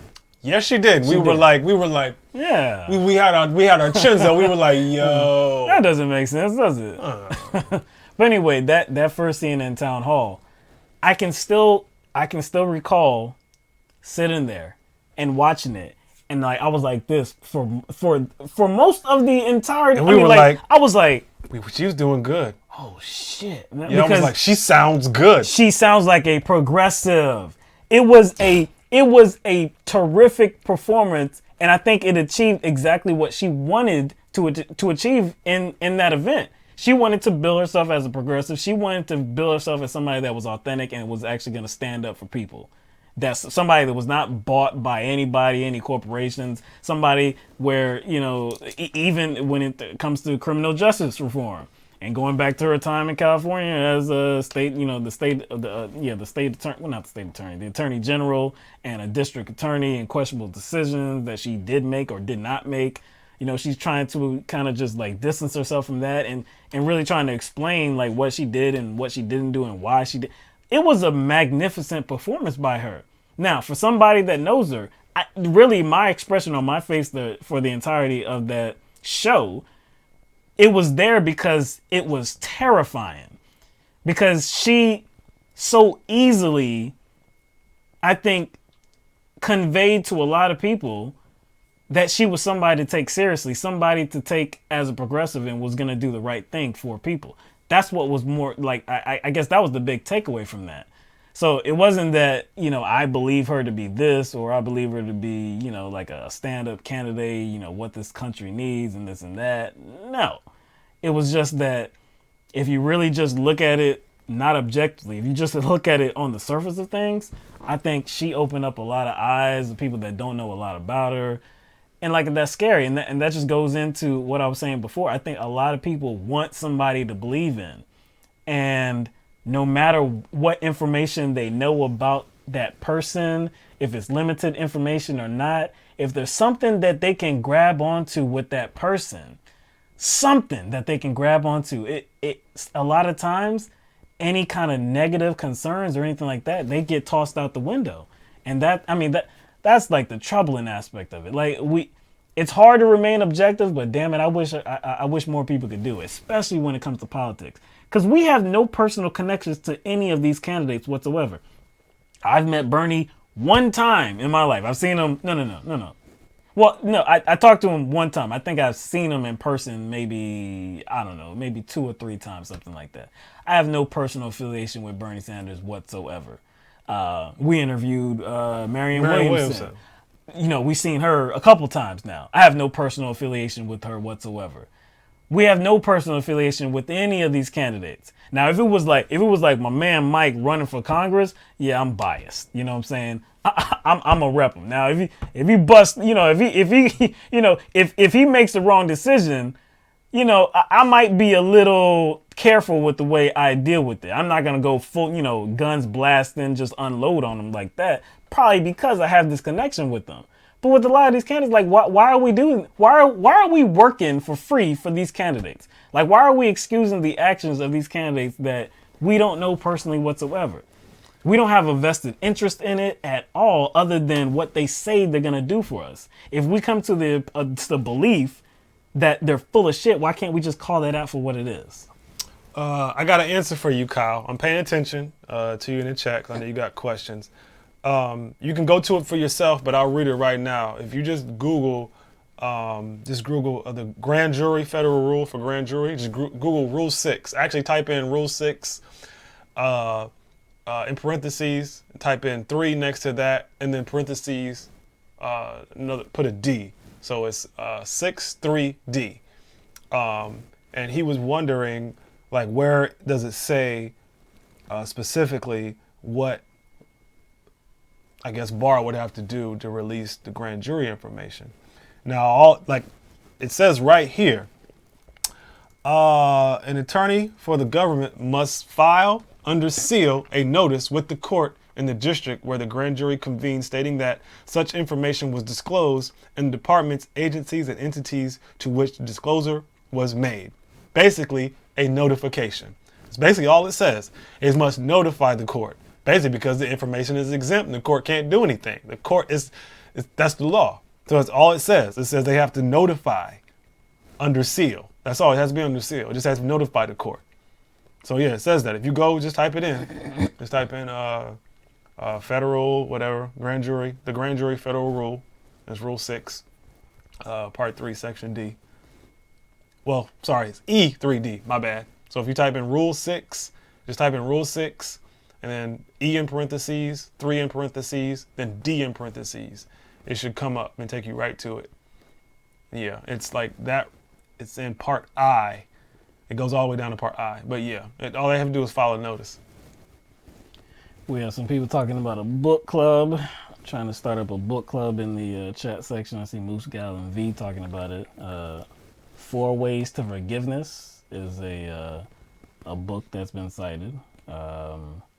Oh, you looked it up? Yeah, I looked it up. Oh. Yeah, 4 Ways to Forgiveness. I haven't heard of it. LTMB book club. Oh Lord. Yeah. See now, don't see. If you do that, we're gonna be in charge of asking the question, and seeing who read the damn book. True that. Can't be reading like the first page and then like the end chapter or something like that. No, like the first part, the middle, and the end. Yeah. Cliff notes. Also, something else that just came up in the news, which is pretty interesting. considering who's actually under investigation. Story just came out. Story just broke. Says Donald Trump says John Kerry should be prosecuted. Oh yeah, for talking to Iran. Prosecuted under the Logan Act. Logan Act. Yeah. Because he's saying that John Kerry, as a civilian, is trying to because the Logan negotiate with Iran, it's supposed to criminalize negotiation by unauthorized persons with foreign governments having a dispute with the United States. Right. So the former Secretary of State is unauthorized? No, he is not. I think he has a consulting firm too. So he consults. They continuously, usually people who work for the government, they consult their entire lives. So he's trying to say that John Kerry is a regular civilian. He's unauthorized to talk to Iran about a deal he helped craft. Yeah. And there's only been like 2 people who have been prosecuted under the Logan Act. But in history. But they haven't been convicted. Never been convicted. But it's not he's not even trying to work for the administration. I believe I saw something like, and this would be weird. This would be weird. Something like how John Kerry is telling Iran not to answer the phone calls of like the administration. Yo, you trying to talk to Iran diplomatically? Are you serious? Really? That would be interesting because really what we hear from this administration is like threats. Because they just declare the Iranian National Guard? Yeah. Am I correct? Correct. Is it called the Iranian National Guard?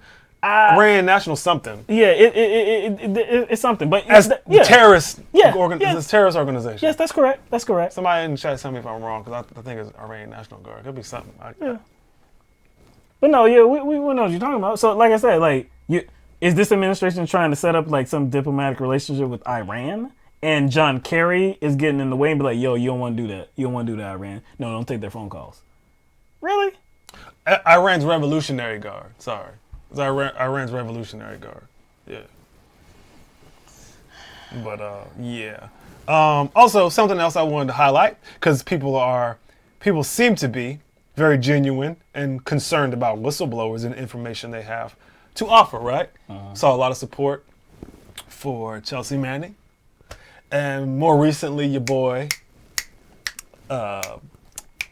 Assange, Edward Snowden as well. Yeah. So a lot of love has been shown to them and being gone in their direction. All I'm gonna say is, I'm not even going to give any details. But what about Reality Winner? What happened to her? She had 5 years in jail, right? For being a whistleblower.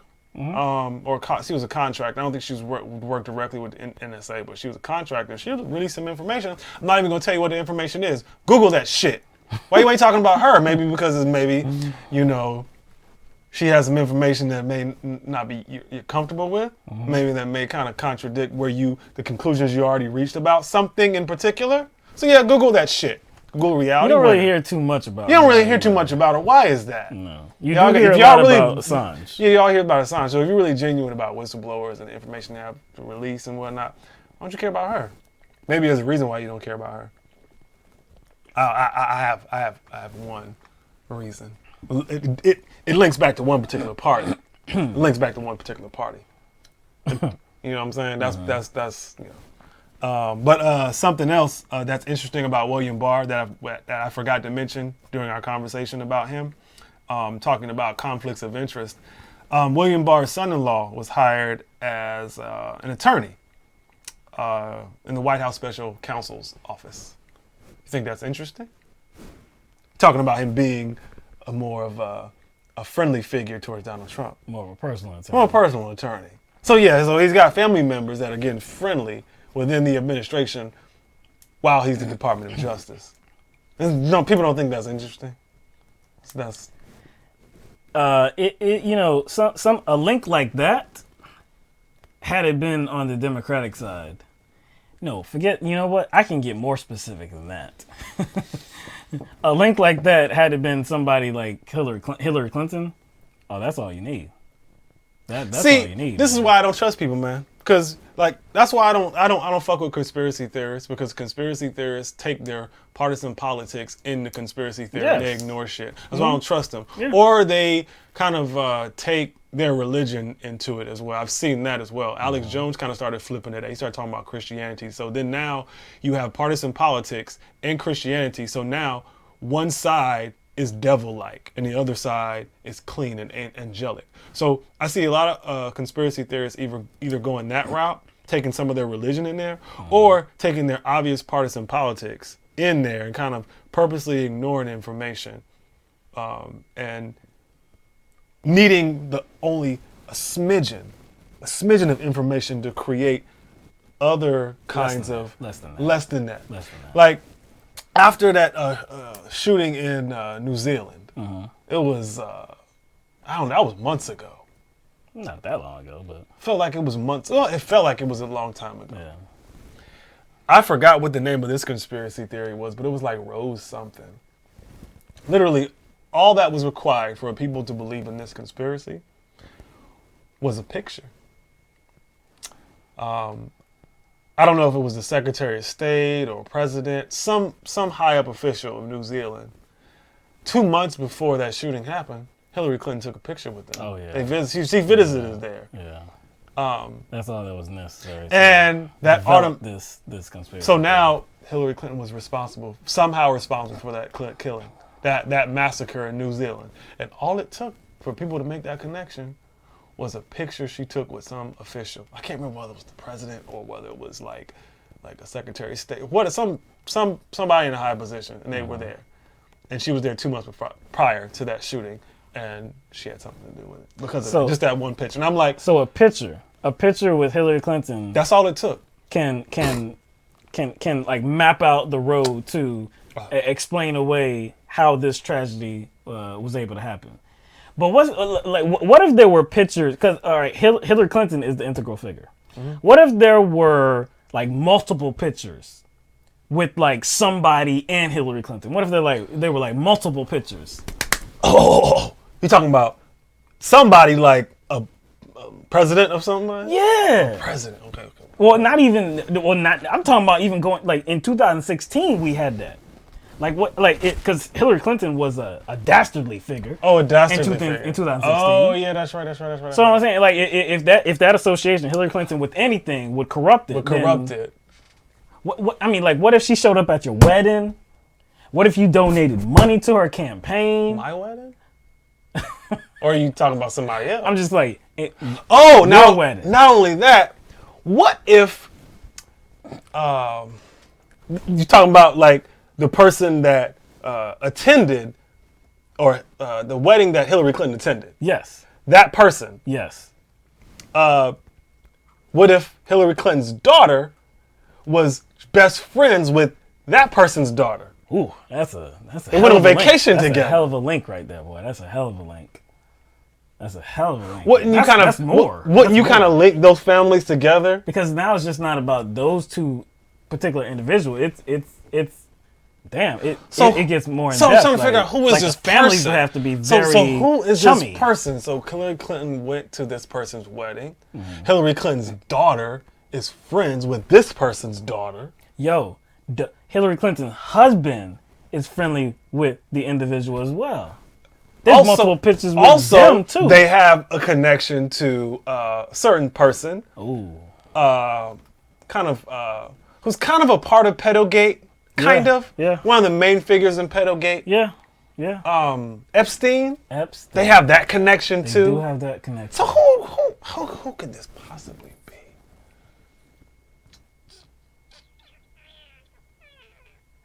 It was Trump. Also, they said Trump. It was? It was Trump. It was Trump. But none of the negativity. None of the negativity stuck. None of it. Also, when the whole Panama Papers thing came out, we talked about that earlier in regard to Delaware being the tax haven. There was a couple of people that were named. Hillary Clinton was one of them. Hillary Clinton was one of them. Of course, we had to mention Hillary Clinton because we were like, just burning all the way, and we were just digging up everything on Hillary Clinton. Any story involving Hillary Clinton, we were like, let's get that. And so her name came up, did it not? Yes. In regards to using Delaware as a tax haven. Yes, because she was one of those names that was registered to that building. Yeah. Because, like I said, there were hundreds of names, registered to that one address. All right. Since we're on just to continue the theme here, whose else's name was attached to that? I'm sure it doesn't mean anything. Who else? But Trump's name was on that. Trump's name, yeah, he has had some businesses there, I believe. He had some businesses that was registered to that address. This was known way before the election. Well before. So all of what we went over is well known before the election, right? And we talked about it. Huh. We talked about it. Delaware loophole, yeah. The Delaware loophole. You were trying to remember what it was. Because that's what most of the articles called it, Delaware loophole. This was 3 years ago. 3 years ago. Yeah, this was 3 years ago. Let me see. April. So just 3 years ago, pretty much. This was like almost exactly 3 years ago. Somehow, all of that, Donald Trump was able to just wash away. His connection. This is the summary of the video. A single address in Delaware is home to over 285,000 companies engaging in the practice of tax evasion. Presidential candidates Hillary Clinton and Donald Trump have both used this address to evade taxes in other states. Clinton has often promised to be tough on tax havens and loopholes that are abused by the wealthy, but her involvement in the Delaware loophole dispels that narrative. But it would also do the same for Trump. I mean, I guess, he wouldn't be as strong on that issue. I mean, he wouldn't say the same things, and of course, he didn't have the position to say those things. Really, we know a lot of these people are very frivolous with the connections they make and creating complete theories out of number one, very ambiguous information. 2, creating a whole theory off of what's possible, not necessarily what is. Yeah. So why aren't all these connections being made? There's so many. You know who I really haven't heard a lot from lately? Who? QAnon. I've probably seen some things, but they're not as active. Yeah, I see some things, but not as much. Because if you can recall, there was supposed to be all these bombshells. Some things were supposed to have already happened. Like, first of all, there was some people supposed to be like this massive treason walk. Treasonous walk. Like they're walking the plank. Like a big mass of people walking the plank for treason. Musk was going to be found out and this was going to be unveiled. I mean, but we don't see nothing. Why is it with conspiracy theories? 99% of them, nothing changes. Also, nothing changes. Not only does anything change, nothing gets found. I can't trust the motive behind it. It's like when it comes to the dossier, we can talk about the Democrats and blaming the Democrats, whatever. And if it was meant to be kept a secret and kept from Republicans, why did what's his face get it? Who am I trying to think of? Why did what's his face get it? The late Why'd senator, they give it to what's his face? The late senator. So it was supposed John to be McCain. some sort of secret John clandestine mission to take the Republicans. So McCain got it. McCain got it and was like, oh shit. Reviewed it and found the information to have some credibility and decided to turn it over to the FBI. Right. Didn't McConnell know some things? McConnell knew some things too. Now, why would, opposition research that was continued by the Democratic Party, Clinton's campaign, started by Republicans. Why would Democrats try to warn the Republicans about Donald Trump? Almost like doing them a favor. Why would they do that? Why would you do them a solid like that? Hey, look, this is what we found out about Trump. Y'all might want to run somebody else. Yeah. So if it was just all this secret plan, why would you let the Republicans in on this secret plan? Same thing with Michael Flynn.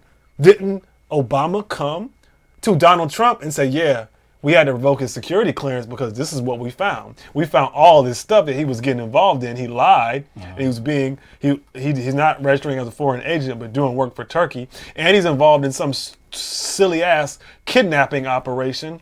So, yo, I'm a statesman. You know, I'm here to protect America. That's the oath that they take. So I'm going to give you this information. You do what you want with it. You know what Donald Trump did? He ignored it. And he still allowed Michael Flynn to come on his team. Yep. Now where's Michael Flynn? So it just seems as if it was just all some sort of secret clandestine mission to tank Trump. They sure are doing a bad job at it by letting them know all the things that they found, especially Republicans. And let them know, but didn't let the public know. Didn't let the public know, which Didn't would definitely yeah. look like Obama was trying to put his thumb on the election. Right. Oh my gosh. Because remember, that's what McConnell did. He tried to gaslight and say, Obama didn't protect us from Russian meddling. I was like, wait a second. Y'all just said the meddling didn't happen. So he's protecting us from something that y'all said didn't happen? And think, if this information was revealed by the current president, current administration at that time, President Obama, if all of this had come out, and Hillary Clinton in effect was voted in as president, because surely Trump's campaign would have been hampered in some way because of that, right? Mm-hmm. Because before the election, you're talking about Russian involvement and trying to corrupt the process and all this. It stands to reason that he would have taken some hits on that. So what if Hillary Clinton had won, and then sometime later we come to the knowledge that nothing. It was nothing actually. No, there was no Russian. There was other stuff. There was some other stuff that came out. But no, there was no coordination between Trump's campaign, Trump, and the Russians. There was there was 254 contacts that they lied about and didn't tell us about, which is relevant. Right. But there's not enough, information that we can amass to actually bring about an indictment. So you said, that would have been Obama putting his thumb on it and getting Hillary Clinton elected. Because he could have done that. He could have done that. But he didn't do that. And he didn't do that. Kind of odd, right? Kind of odd. All right, we're about to get out of here, man. I just find it very, man. Bill Clinton lied about a blowjob and got impeached.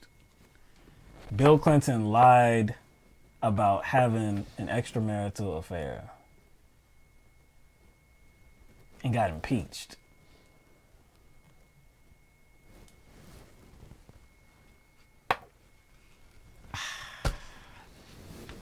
But there's not enough for Trump to meet that same fate?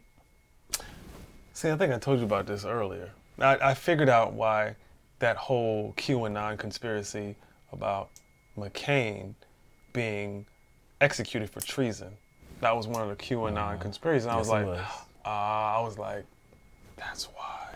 Because he turned over that dossier. Yep. No, that's not what they're saying. No. That's not what they're saying. No. But kind of that's the motive behind that conspiracy. They won't admit that, but that's what it's based on. That's why they had disdain for McCain, so they have to create a conspiracy theory surrounding his death. He was executed secretly for treason. He didn't die of complications of his condition. He was executed for treason. That's why I can't trust conspiracy theorists, man, because number one, they have an agenda. They have an agenda. And number two,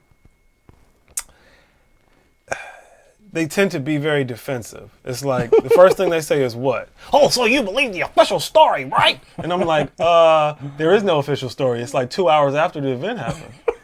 I'm like, there is no official story.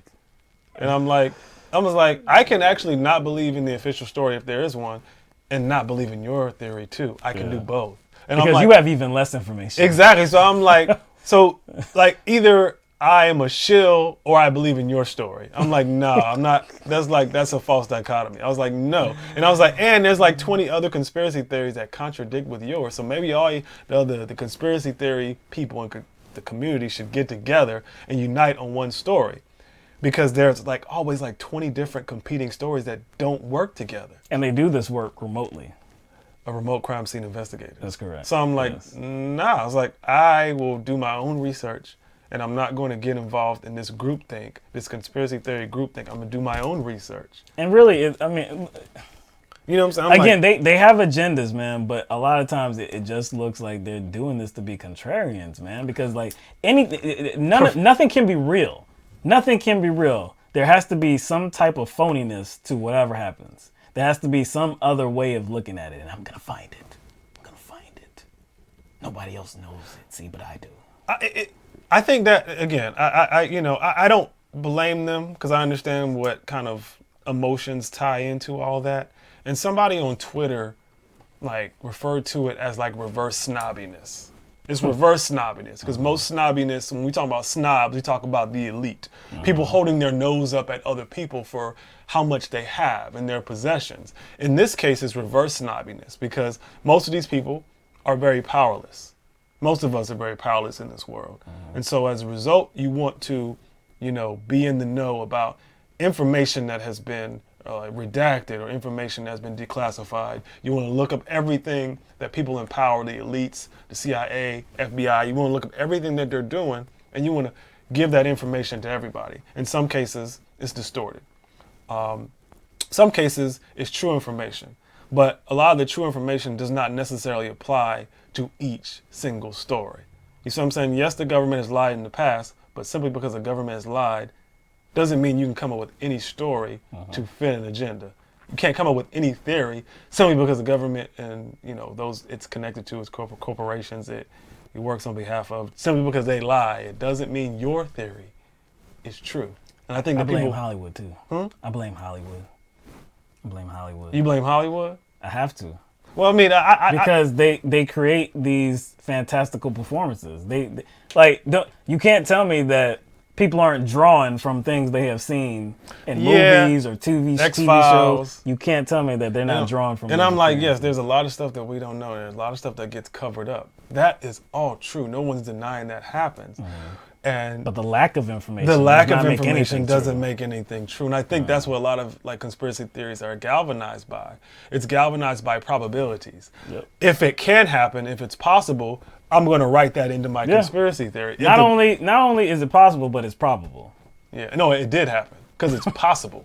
Just because it's possible, I was like, I can't trust that. And I think that people are kind of, it's an addiction and people are hooked on it. And I do think it's a kind of a form of reverse elitism because people want to feel like, yo, we know everything. We got the truth.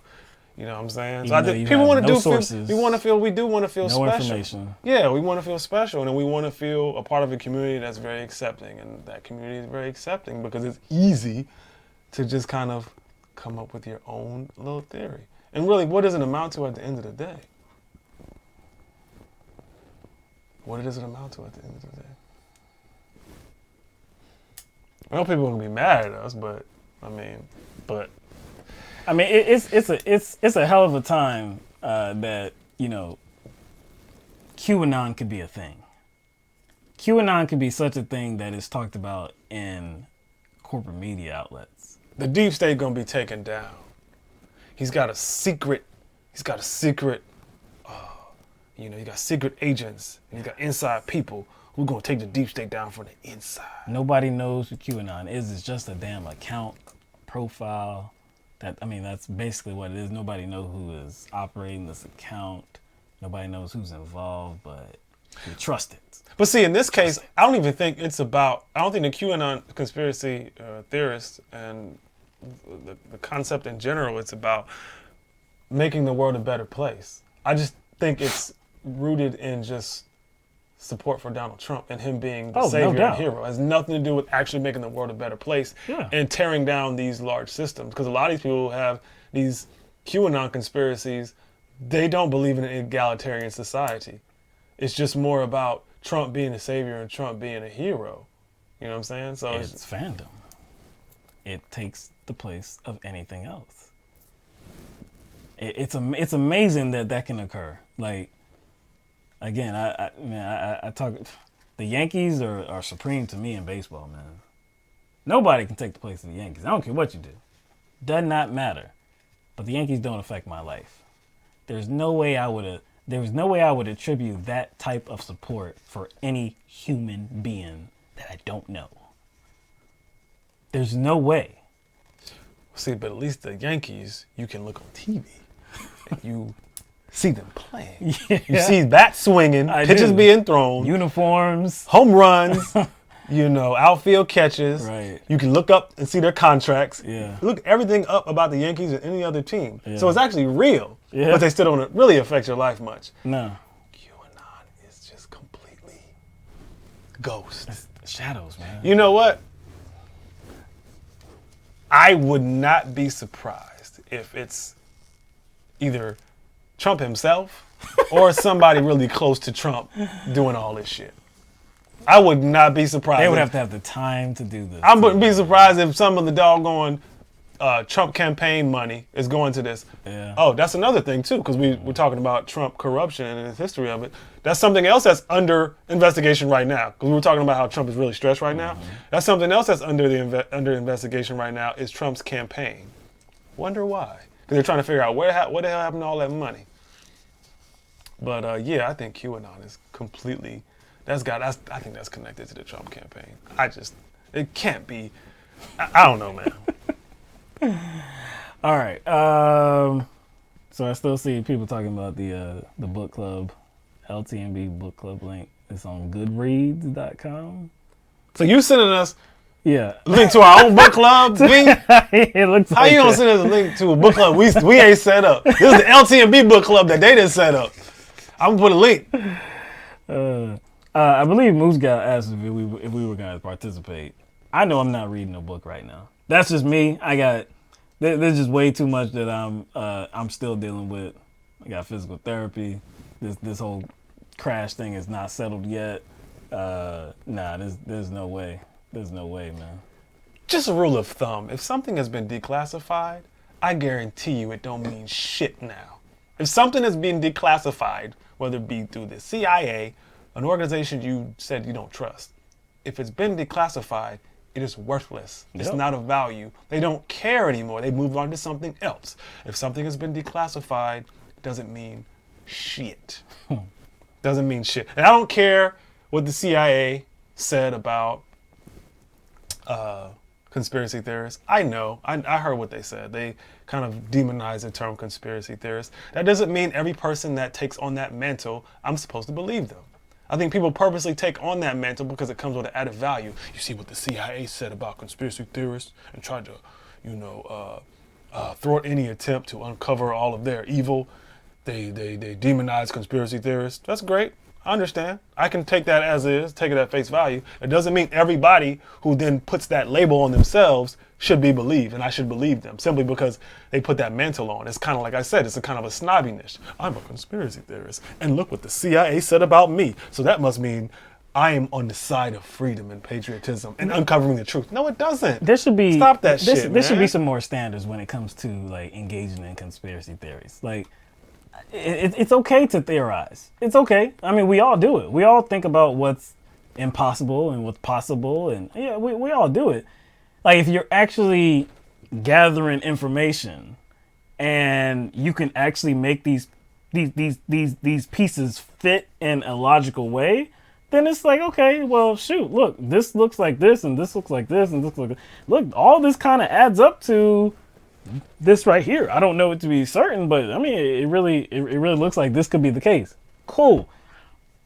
A lot of conspiracy theorists, though, absent of information, will just implement their own information. They will just think about things like fictitiously. It is fictitious because they have no idea if it's actually real or not. They are supplanting real information that should be the building blocks to make a determination with just invented building blocks, not actual building blocks, invented building blocks. That's the danger that you go into. Well, that's the dangers with conspiracy theories. Kyle, yeah, we know about Freeway Rick Ross. We know about that. I don't think he was talking to us. Oh, okay. I think somebody else. Somebody else who Rick Ross was. Oh. Yeah.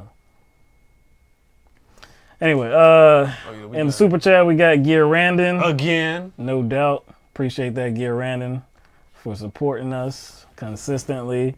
Shout out to all of our patrons on patreon.com. Shout out to our newest patron, and I believe we shouted her out on the last program at the end, Sharon Formation. Thank you very much. And yeah, we already told you that we have subscribed to your channel as well. So we appreciate that. Yeah, I mean, that's all I have to say. We'll try to clip some videos. It's been more difficult than usual. Yeah, mean it. Yeah. But try to do that. The weekend's coming up. Mother's Day on Sunday. Yeah, Mother's Day is coming up. Surprised I remember that on Thursday. Usually I remember that on like Saturday or something like that, but I remember that early. Why don't you comment on Rick Ross? And what do you mean? I mean that's old news, but I mean I have no problem commenting on it. What we're saying is we're not saying like anybody should trust these alphabet agencies. We shouldn't. CIA, FBI, NSA. We know their history, especially CIA and FBI. We know their history. That's understood. They're being evil present. They're being evil out there. They're being known evil. Doesn't mean every concocted conspiracy theory that surrounds them is true. That's all we're saying. That's all we're saying. We're not saying no, all that stuff is relevant. There is actually conspiracy. Then that's things that have been verified. That's the things that actually have been verified that we can research and have actual details too. Some of that stuff comes from organizations and alphabet agencies releasing information. The whole Iran-Contra, I mean, that whole thing was a conspiracy. But that's out in the open. That stuff is, we have information that's, I wouldn't call it tangible, but it's available. That's the kind of stuff we're talking about. We're not talking about stuff like that. We're not talking about conspiracy. We're talking about conspiracy theory. Yeah, we're talking about people that invent the building blocks. Like if you are, if you have actual building blocks that, you can attain, that anybody can attain, that's accessible to you, and then you make a determination based on that, then it's cool. It seems like you might be led to something that is objective, like a determination that is objective, that is logical. But when people sans the actual building blocks, they just put in their own information based on what's happening between their two ears. It's like, come on, man, you can't trust that information because it's not based on anything but imagination. So that's what we're saying, man. Anyway, the weekend is coming. We hope that you, have a good weekend. To all the mothers out there, happy Mother's Day, because we won't be here to say so.